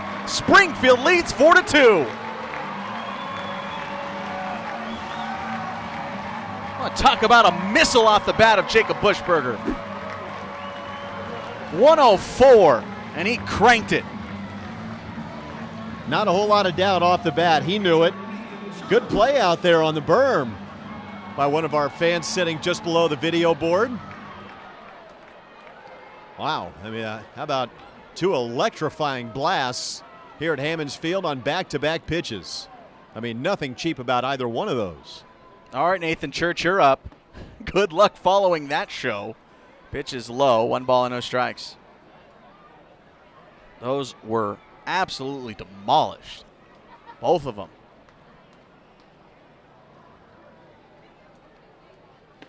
Swing and a miss by Church. The end of June can't come soon enough for this kid. You got to feel for him. Just 2 extra base hits this month. It has been a very tough June. As he misses it down in the dirt, 2-1. Church is having the toughest month of his professional career. Second only to August of 2022 in 19 games played in 2022 with Palm Beach. He hit 174 this year. Here in this June, he's hitting 169 entering play today. That's in 22 games. You talk to guys about facing Double-A pitching for the first time, and they mention how much more refined pitchers are at this level. Now, once they find your weakness, they have the better command to really attack it over and over. Down in the dirt. I was down there the other night, Alex. I was hanging out in the camera well on the third base side, watching an at-bat for Nathan Church. And we've talked a lot about it up here, about how pitchers are pounding him in on the hands. We know that. We see it from up here, but when you go down there and watch it field level, pitches outside, that's going to be ball 4 for Church. So back-to-back homers and now a walk. It's a different beast when you're down there, man. Like, you can talk about it all day long, like, oh, yeah, no, he needs to adjust to that fastball in on the hands. That's way easier said than done. When you're down there in the trenches, it is a completely different ball game. That fastball is running in on your hands. I mean, there's not much you can do.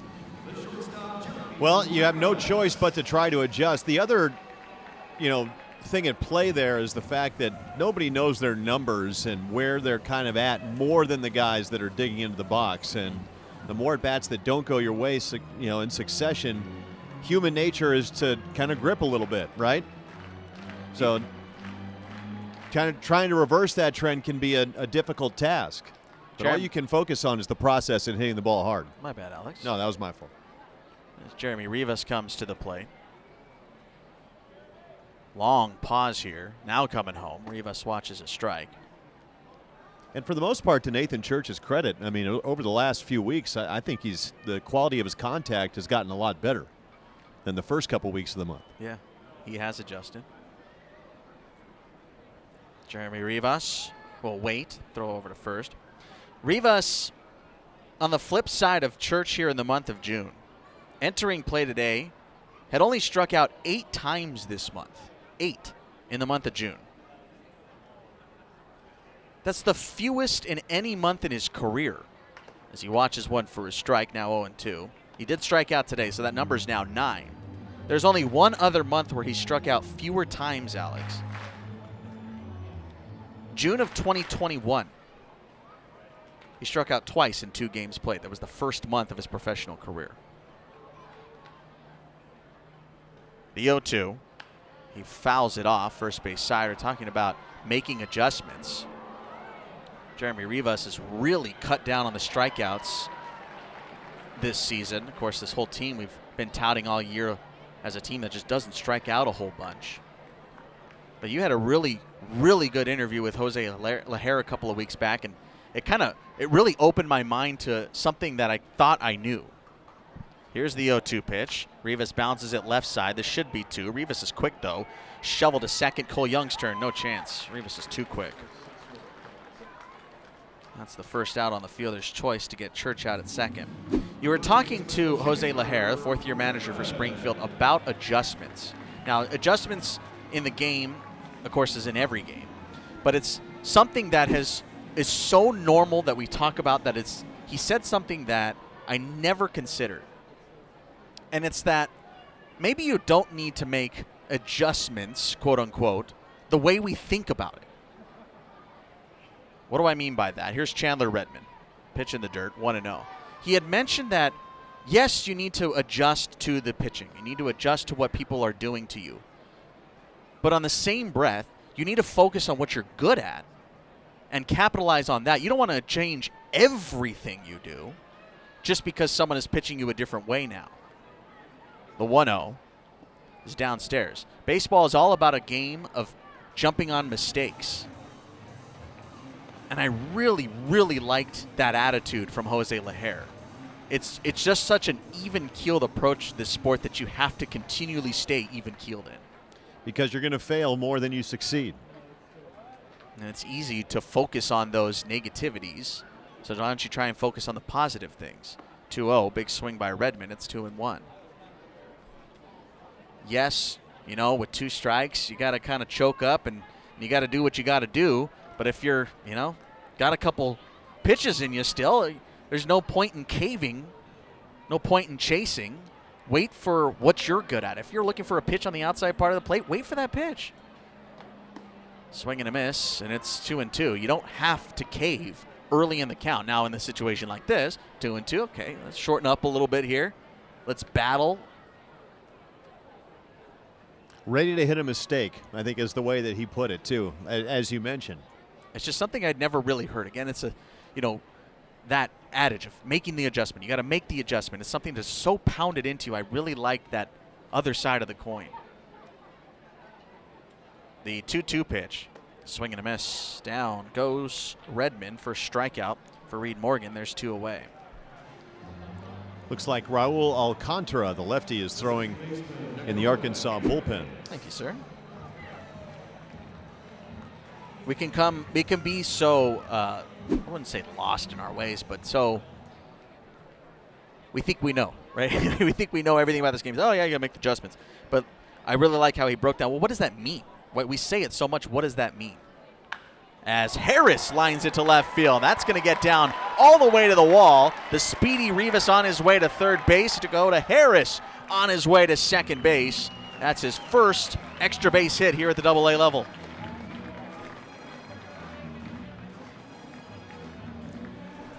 I really like this kid at the plate.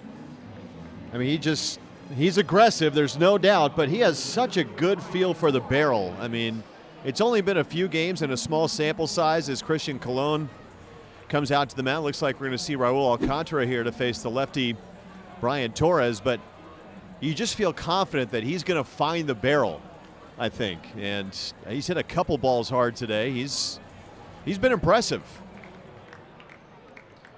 That'll do it for Reed Morgan. He gives up back-to-back blasts to open the inning. He walks a batter, gets a ground ball to strikeout before a double is the knockout blow. Raul Alcantara out to the mound. Dominican left-hander will face off with Brian Torres with 4 straight lefties due up. More so than anything, a reason why a move is made here. So Reed Morgan is done. Raul Alcantara out to the mound from Santo Domingo, 23 years old, a 6 foot, 170 left-hander to pitch in his 18th game. He started a couple of times this year, all of which for the Arkansas Travs. Was with Everett last year, threw a career-high 107 2/3 innings last year. Just shy of 2,000 pitches last season. 1,988 pitches. But who's counting? Again, it'll be Alcantara to face off with Brian Torres at the top of the order here. 4-2 Springfield, a pair of solo blasts from Crooks and from Buschberger. Absolute missiles. Crooks was 108 off of the bat, 431 feet, and don't forget the 10 inches. 431 and 10 inches. And then, of course, Buschberger's 104 off the bat, 416 feet and 7 inches. Don't forget the inches. There's always a running joke. I have one sibling. My older sister was a high school basketball player who rode the bench for the vast majority of her high school career. She wasn't 5 foot, she was 5'1". Don't forget it. All right, Brian Torres' turn to face off with Alcantara. First pitch is in for a strike. Torres hitless today, did walk rather in the second inning.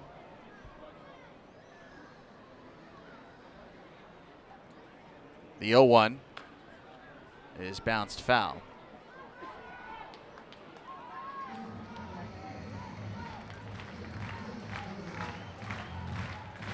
Alcantara doesn't like that baseball. He wants another one.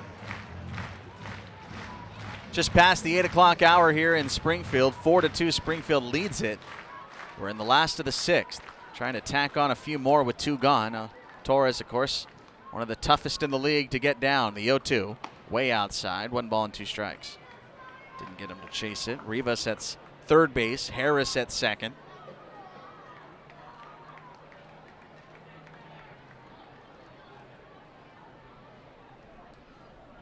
Infield back here with 2 gone. The 1-2 pitch.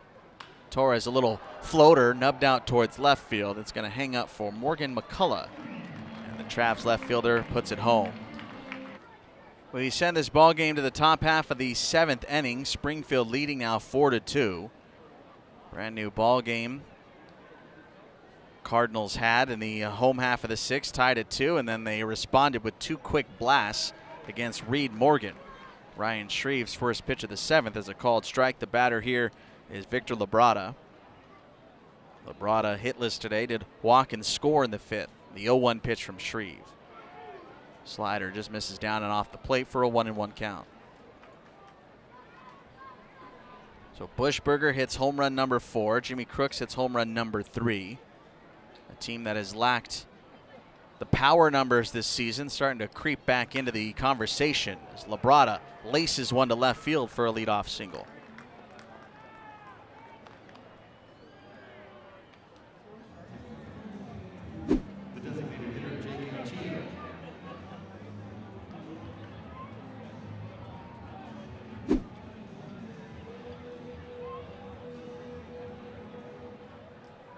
That'll bring up Jake Anchia.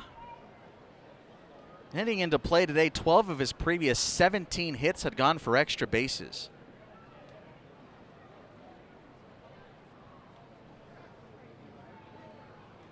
Here's the first pitch to him. In for a strike. He broke up the no-hitter with a 9-foot single. That was in the 5th inning. Quinn Mathews had tossed no-hit baseball up into that point. It goes like that sometimes. Runner at first, nobody out. There he goes for second. The pitch is in the dirt. Tough to throw for Crooks, but it's a missile. A little bit late, however. Stolen bag for Labrada. That's his first year at Double-A. Beg your pardon, his second. He had a stolen bag back in the 5th inning. So his second stolen bag of the day. And now a runner in scoring position with nobody out. Chia has reached base twice. Designated hitter of choice for Christian Colon and company. The 1-1. Tapper off of his shin, it looks. 1 ball and 2 strikes. No strikeouts just yet for Ryan Shreve. This is just his 5th batter faced, rather 6th batter faced. We're in the top of the 7th. Cards lead at 4-2.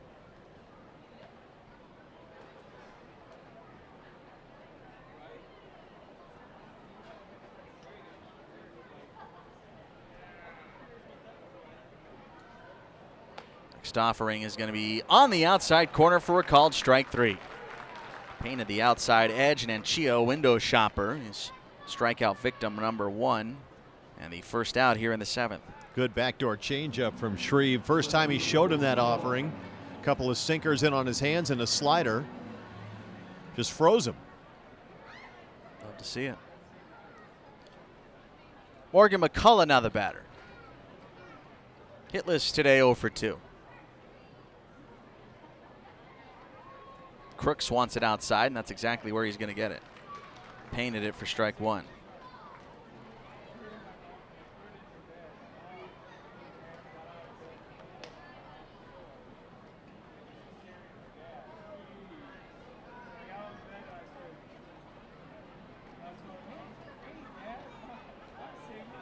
They got him picked off at second base. Bushberger's going to throw to Rivas, who dives and tagged him out at second. Labrada caught in the middle of nowhere.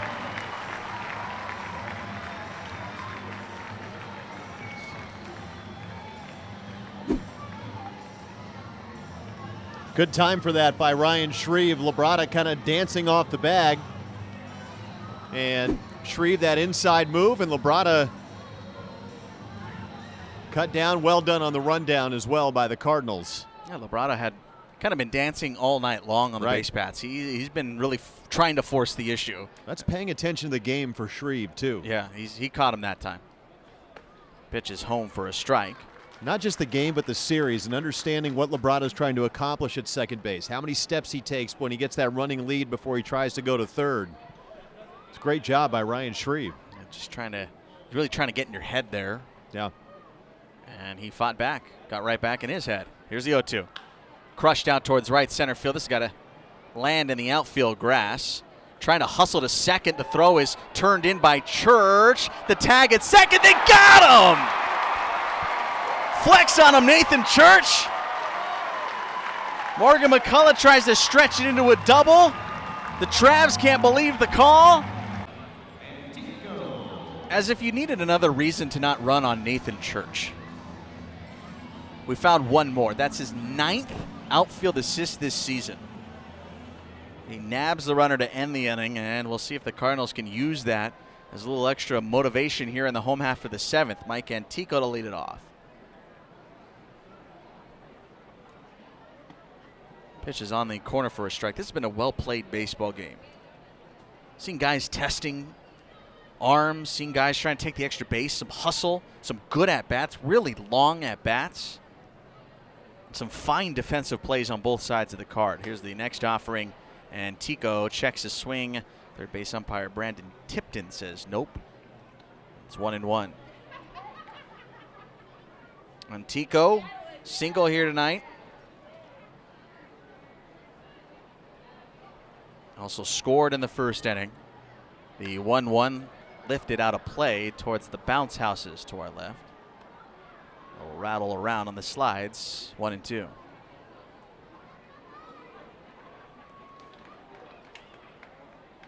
Four to 2 Springfield, bottom 7.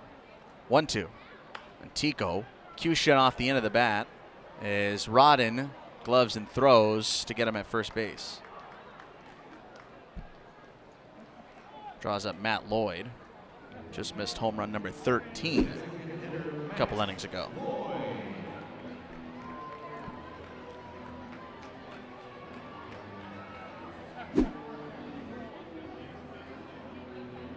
Two homers in this series for Lloyd, 4 driven in. At one point it homered in 4 straight games. Pitch rides the outside edge for a strike, and it's 0-1 on the Canadian left-handed bat.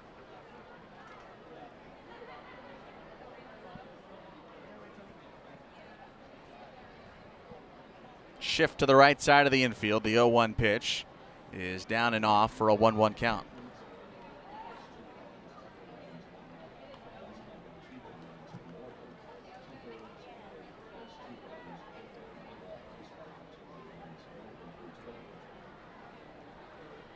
Next offering right there for a strike as well.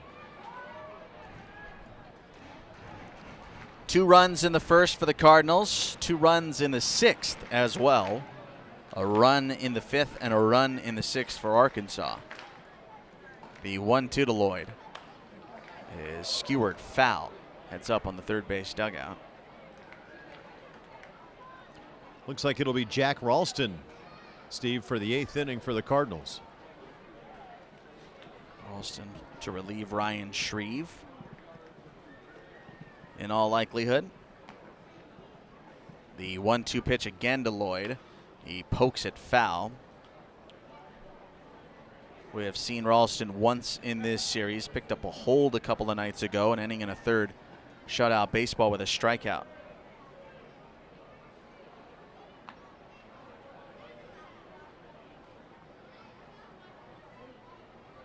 Next offering, we'll try another 1-2. Lloyd lays off this one. And that was strike 3, but he didn't get the call, according to our TrackMan data. Yeah, that's a tough break for Arkansas. See if it comes back to haunt here on 2-2 to Lloyd. Power hitting left-hander. And he'll pop it up instead. The second baseman, Cole Young, cruising in to make the grab. No harm, no foul. Well, Jimmy Crooks has already had a heck of a night. In the first inning, a smoke show of a triple into the alleyway. Got stuck on the fence. He doubled in the third down the right field line. In the 6th, he crushed a 431-foot bomb to right field. So he's a single away from the cycle. At this point, it's almost like trying to hit a breakaway layup. The easiest part of it all. Now, can you get it done? The 1-0 pitch. That's going to miss off of the plate.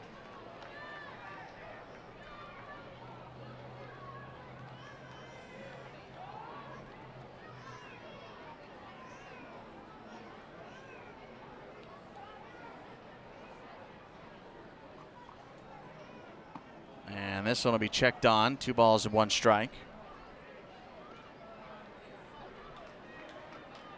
Alcantara's tough when he is in the zone, and that's been his biggest issue for Arkansas this year. He has a good arm. Fastball up to 97, and clearly tough on lefties.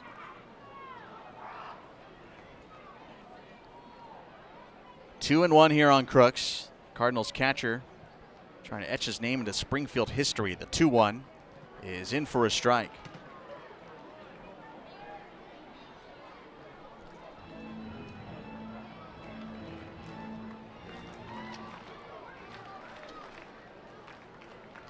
Coming to a close here, the 2-2, and Crooks swings and misses. Don't know if he'll get another at bat, especially with the Cardinals leading. He may fall just a single shy.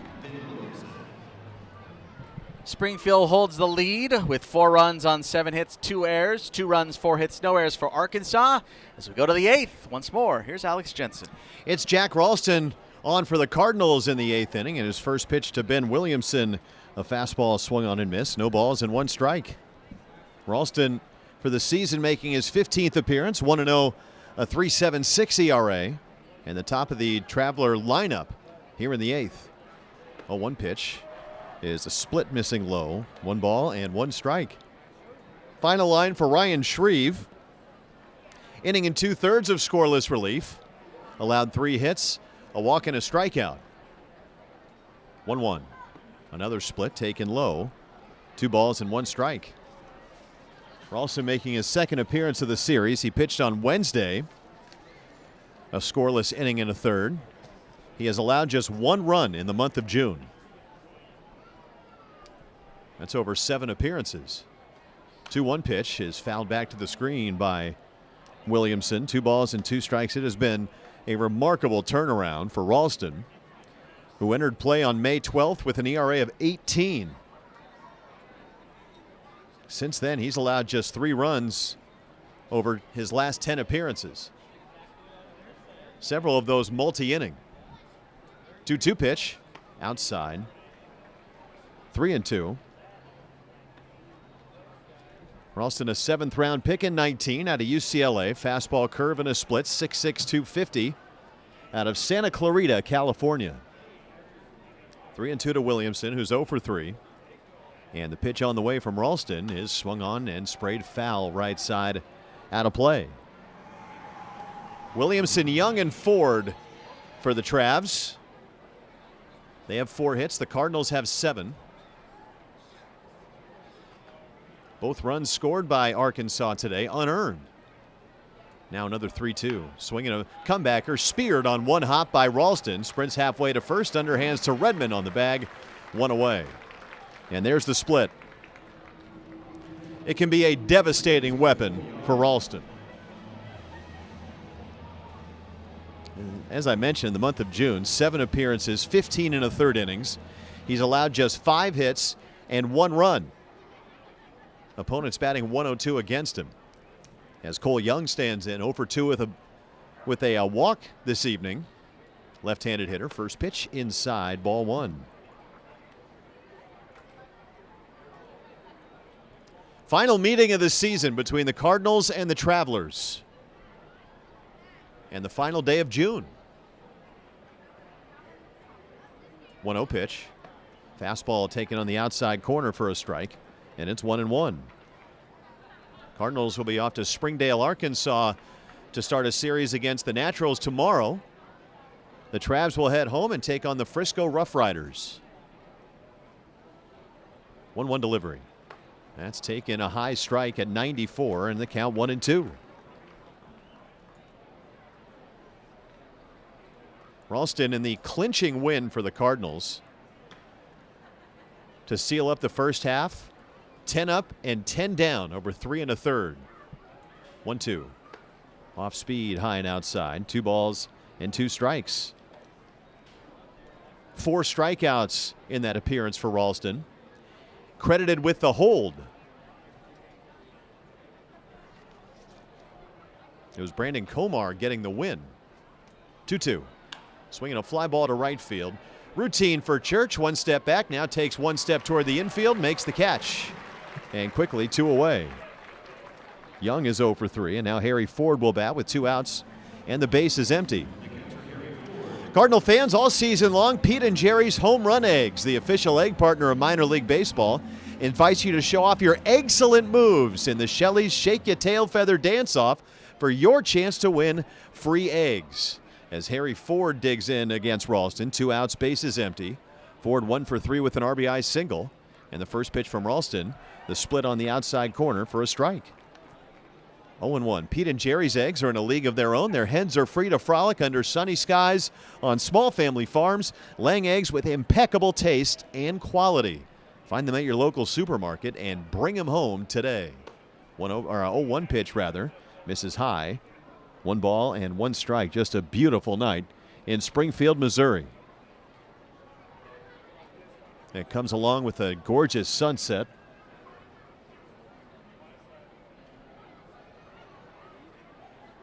One. And that's taken just off the plate inside. Fastball 94, 2 balls and 1 strike. Cardinals have a 4-2 lead. 2 outs, nobody on, top of the 8th. Ford a slightly open stance. Ralston from the stretch. He throws. And that's taken high. 3-1. Windish is on deck for the Travelers. Of course, a dangerous hitter.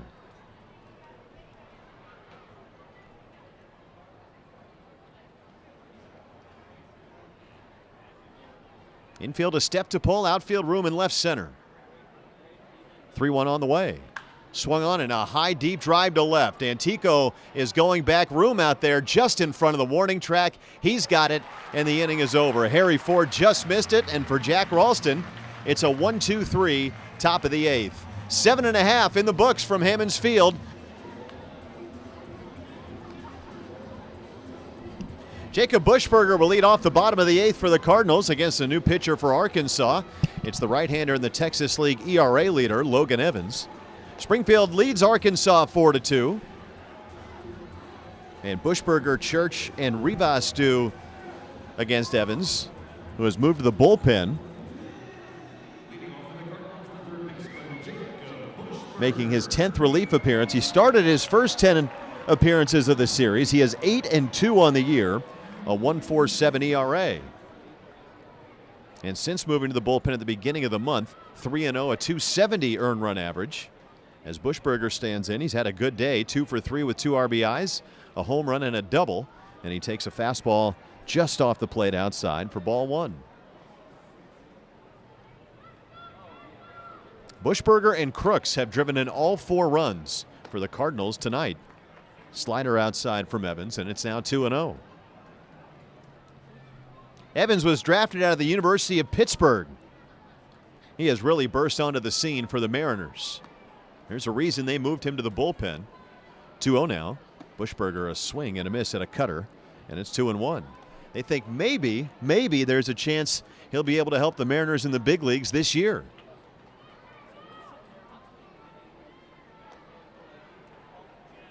2-1 pitch.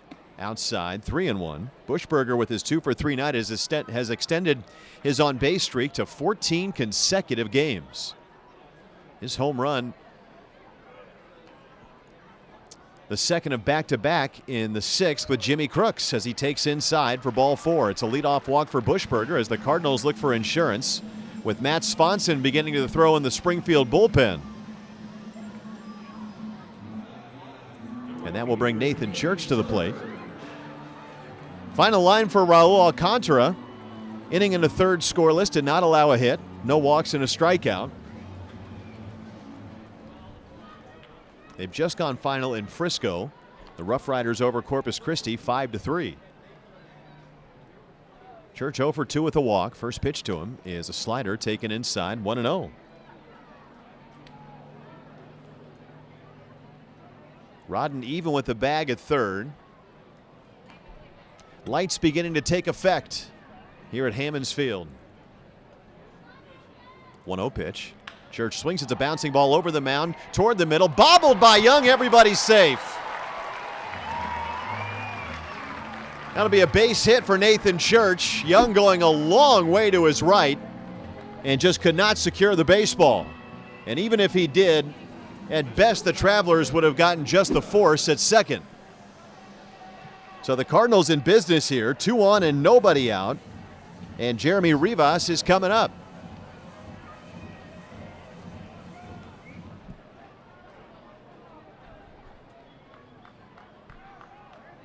So a walk and a single. And now we'll see if Jose Lajer, Casey Chenoweth coaching over at 3rd, thinking about a possible bunt. Travelers infielders are in at the corners and back in the middle. Rivas has walked, struck out, and bounced into a fielder's choice.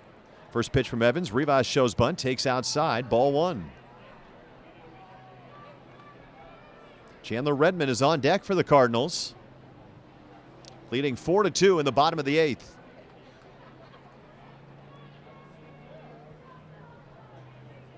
Now Evans ready. Again, Rivas shows bunt, pops it up foul behind the plate.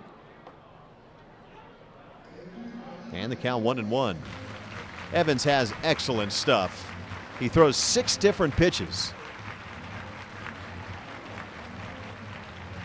He can really change, manipulate the shapes of his breaking balls. He is not an easy at bat. In on the grass by about 5 feet, the first baseman Windish. Again, Rivas shows bunt, drops up the 3rd baseline, and that is going to be a foul ball. Picked up wide of the line by Rodden. So the count now 1-2. The St. Louis Cardinals won today, defeating the Reds 2-0, and in the process, Lance Lynn joined a list that includes, or that is, the list is Bob Gibson, Adam Wainwright, Dizzy Dean, Chris Carpenter, and Bob Forsch in Cardinals history. His 1,000th career strikeout as a St. Louis Cardinal. 1-2. Swung on, a tapper foul at the plate. He's the 7th in Cardinal history to reach that number, wearing a St. Louis uniform.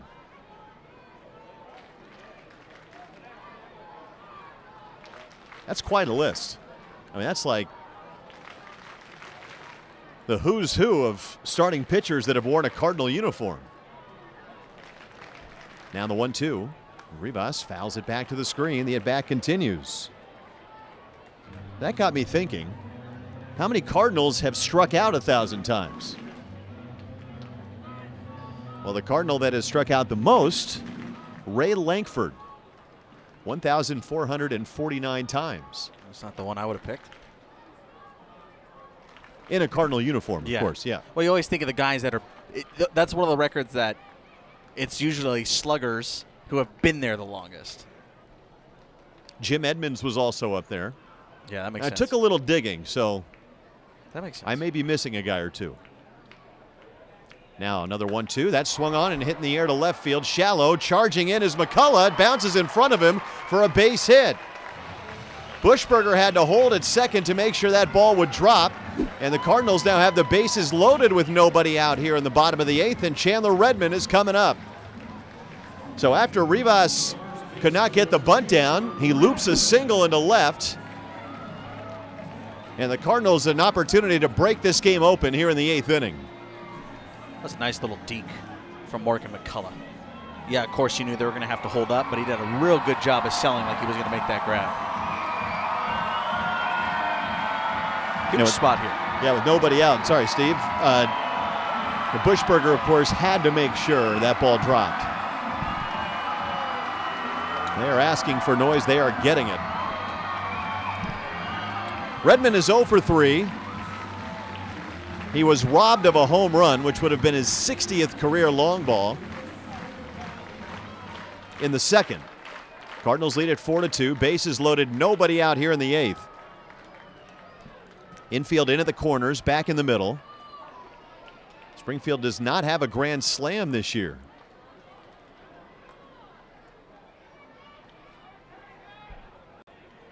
Now Evans ready. And the first pitch on the way to Redmond. Backdoor breaking ball outside, 1-0. Outfielders room in right center. Dakota Harris is on deck. Evans first base side of the slab. The right-hander throws. And that's taken a strike on the outside corner. Perfect placement with that breaking ball backdoor. 1-1. Nowhere to put him.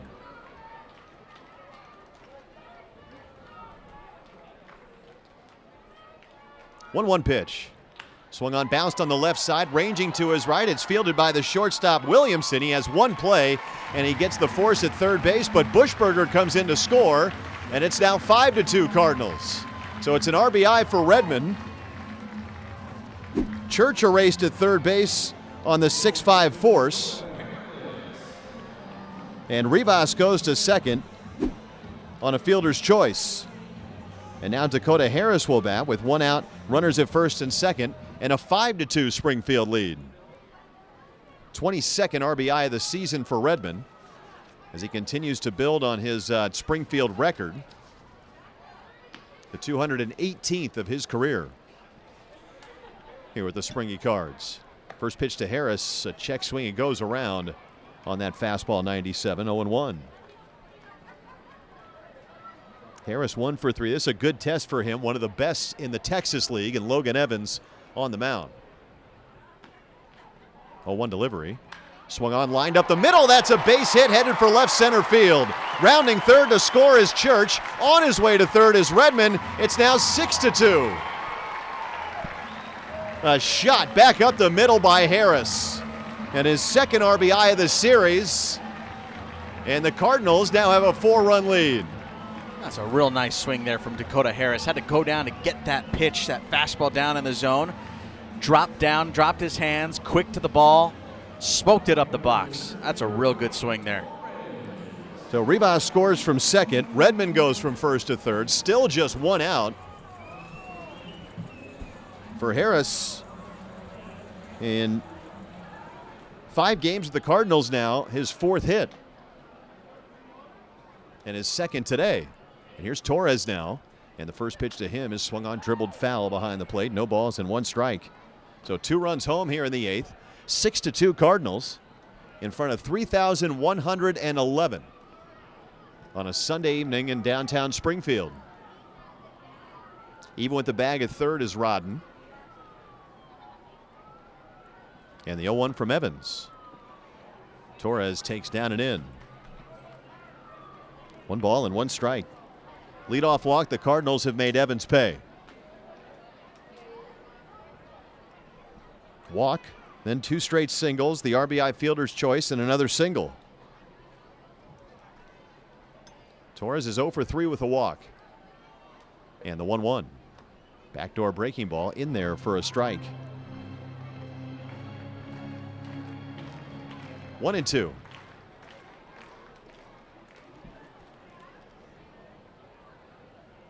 Outfield shallow, shaded the other way. And the 1-2 pitch is a check swing. Did he go on appeal? The answer is no. 2 balls and 2 strikes.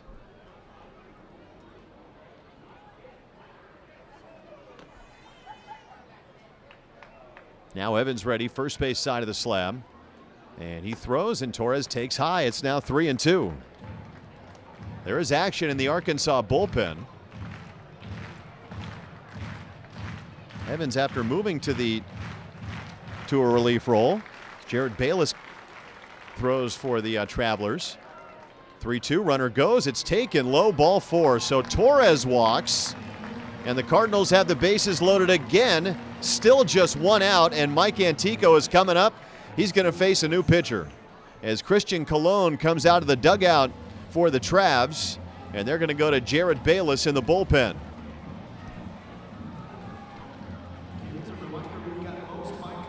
And Bayless will face Antico. I was just getting ready to say, Stephen, that there's a kind of a, the guys that have seen Stephen Davis, who has seen the Travelers most, he really believed Logan Evans as a starter gets better as the game goes on, and he gets really tough late. Not to say that his first innings, second innings are poor. He's the Texas League ERA leader after all. But it's a different animal coming out of the bullpen where your first inning is critical. Yeah, and of course you got to come out of the gate throwing your best stuff right away. That's your expectation as a starter. You don't have, or as a reliever rather, when you're a starter, you have that time to build. You kind of have that game plan in line that, okay, I'm not going to show him this off-speed pitch in this at-bat. I want to save that for the second time through. That way I can get him here on something else. I can get him here on something else. You're playing that long game. When you come in and out of the pen, you know that you got to go full steam ahead from the get-go. First batter, every pitch is available. Every attack plan is available. You are trying to get that out right then. No ifs, ands, or buts. You're probably not going to see him again. So why save your best stuff for the second, third, maybe even fourth time through when you see him again? You come at him, you throw your best stuff right then and there. So it's a completely different mindset when you're coming out of the bullpen. Of course, it's been chronicled a million times. The warm-up process is completely different, but it's also a mental game that is just a completely different style of play. His numbers are still very solid out of the bullpen, a 2.70 ERA, but it's just a different animal. There's some guys, in some starts anyway, settle in and, as I mentioned, get better as the start goes on. I remember Logan Evans pitching here toward the beginning of the season, and he was really tough.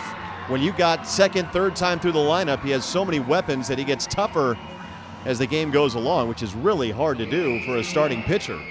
But a different role is a different role, and it can take some adjusting. Not that he has not excelled. I mean, he's got a 2.70 ERA coming out of the bullpen. So Jared Bayless inherits a bases-loaded situation, and Mike Antico is the hitter. Cardinals lead 6-2 here in the 8th, and the first pitch to Antico is cued foul behind the plate. No balls and 1 strike. Cardinals can really break this game open here. Bayless is making his 19th appearance. 1-1, a 4.91 ERA. 22 innings, 22 hits. He has walked 8 and struck out 15. 2 runs home in the inning, 6-2 Springfield. And the pitch to Antico, back to the backstop, and that will score Redmond from third base. 7-2. A wild pitch from Bayless.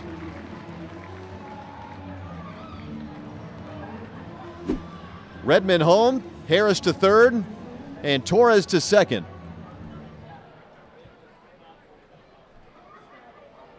Three runs home here in the 8th. This has got to feel so good if you're Springfield, because they've been having this happen to them so many times, especially in this series too.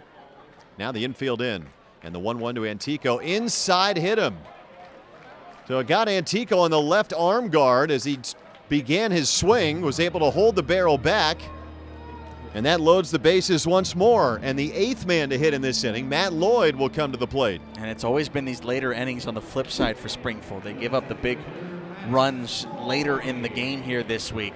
So for them to be able to put up a crooked number, especially heading on the road starting tomorrow, this feels so good. And you want to make this feel even that much better with the big hitting Matt Lloyd coming to the plate. Lloyd is 0 for 4. Bases loaded. He can really deliver the knockout blow here. Middle infield back now. The pitch from Bayless is swung on a high fly ball to right field.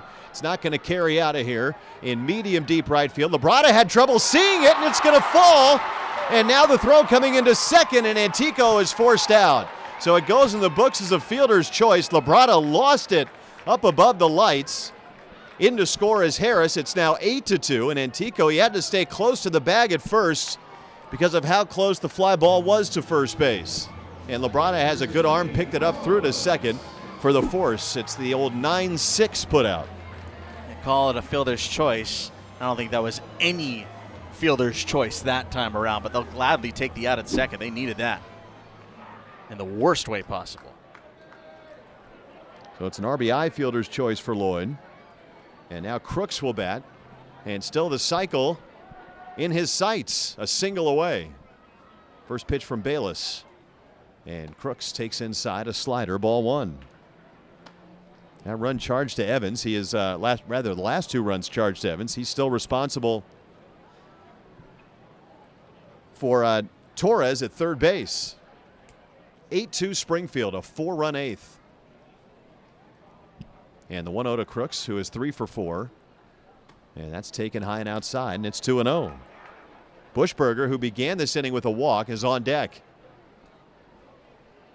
Cardinals have batted around. Crooks, the 9th man to hit in this inning. And now Ford will walk out and talk things over here with Jared Bayless. Elsewhere around the Cardinals system tonight, Memphis defeated Gwinnett 8-5. For the Redbirds, Matt Koperniak continues to hit a couple of doubles. Also got home runs from Luke and Baker. That is number 23 for Baker.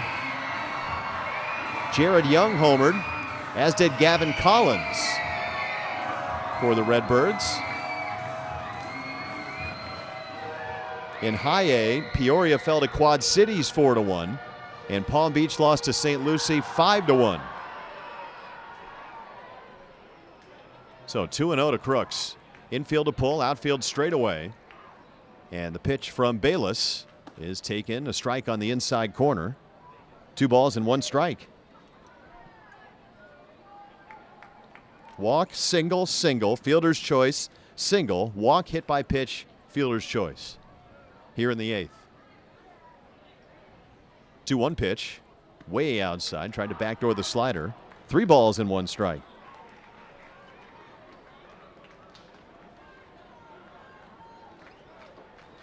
Eight runs, 10 hits, 2 errors for the Cardinals, 2-4-0 for Arkansas. 3-1. Crooks fouls it back.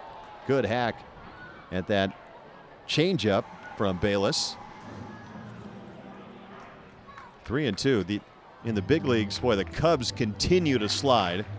They fell to the Brewers today 7-1. They're now 7 games under 500. Lloyd from first will be on the move with this pitch. 3-2, 2 outs. And here it comes, and Crooks takes outside, ball 4. Another walk in the inning, and that loads the bases once again for Buschberger. I think now we can definitively say the cycle ain't happening tonight. It was back in September of 22. Jimmy Crooks was a double away for the cycle for Palm Beach once upon a time, so not this first time he's flirted with it. Here's Buschberger, who began the inning with a walk. 8-2 Springfield, bottom of the 8th, bases loaded, 2 outs. And the first pitch from Bayless is a strike on the outside corner, 0-1. Meanwhile, Matt Swanson has sat down for the Cardinals. Maybe Jack Ralston to finish this game, potentially, for Jose Lajer. 0-1 the count. And Bayless throws. Buschberger takes a slider that just clips the outside corner. 0-2.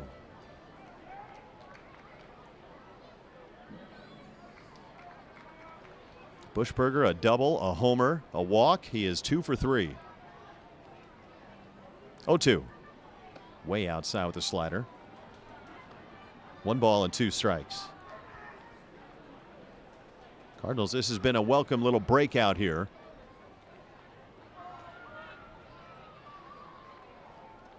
Most runs they've scored in a game this week. 1-2. Buschberger again lays off the slider outside, and the count 2 balls and 2 strikes.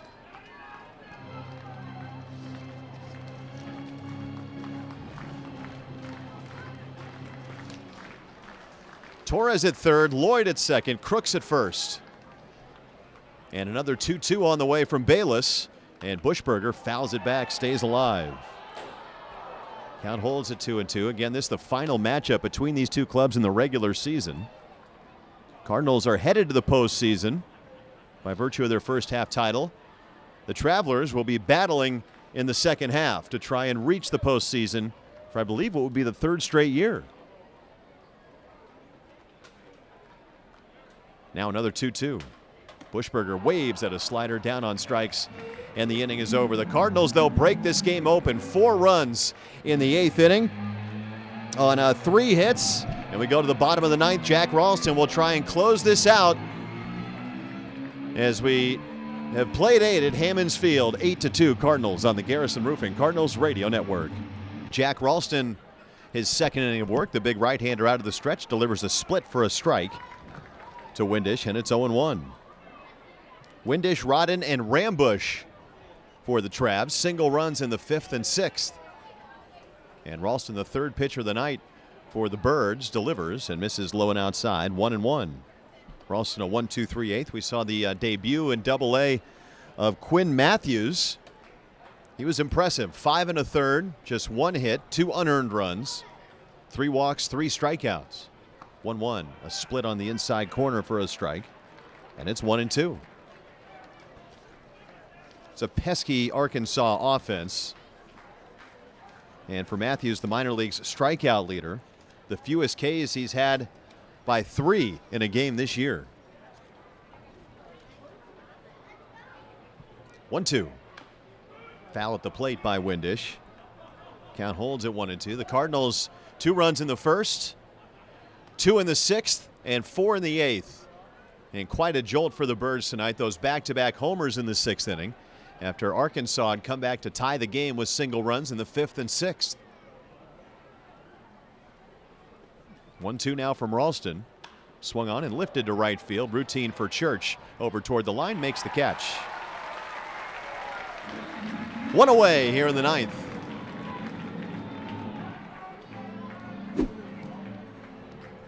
And Brock Rodden is coming up. For the Travelers, they will split a 6-game series at home and on the road against Frisco. And after 2 days off, we'll be in Midland heading to the All-Star break.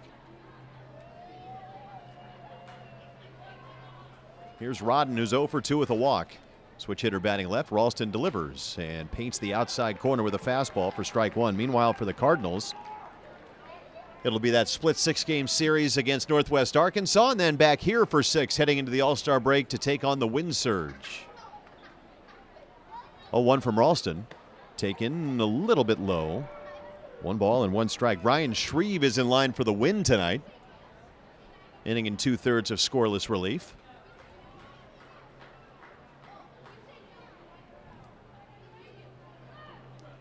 1-1 from Ralston. Swung on, lifted foul out of play left side.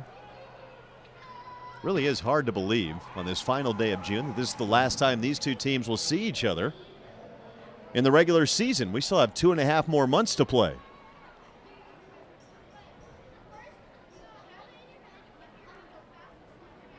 Now Ralston's 1-2. Taken, strike 3 called on the outside corner. Off speed, Rodden didn't like it. Out number 2, the first K for Ralston, and the curve.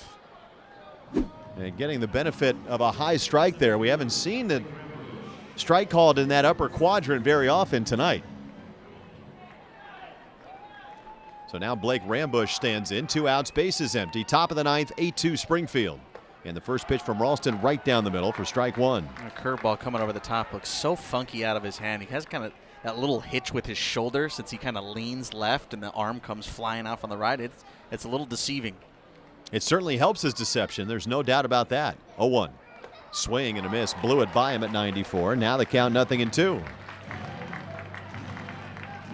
And the crowd getting behind Ralston now. It's been a tough road for the Cardinals over their last few series at Hammonds Field.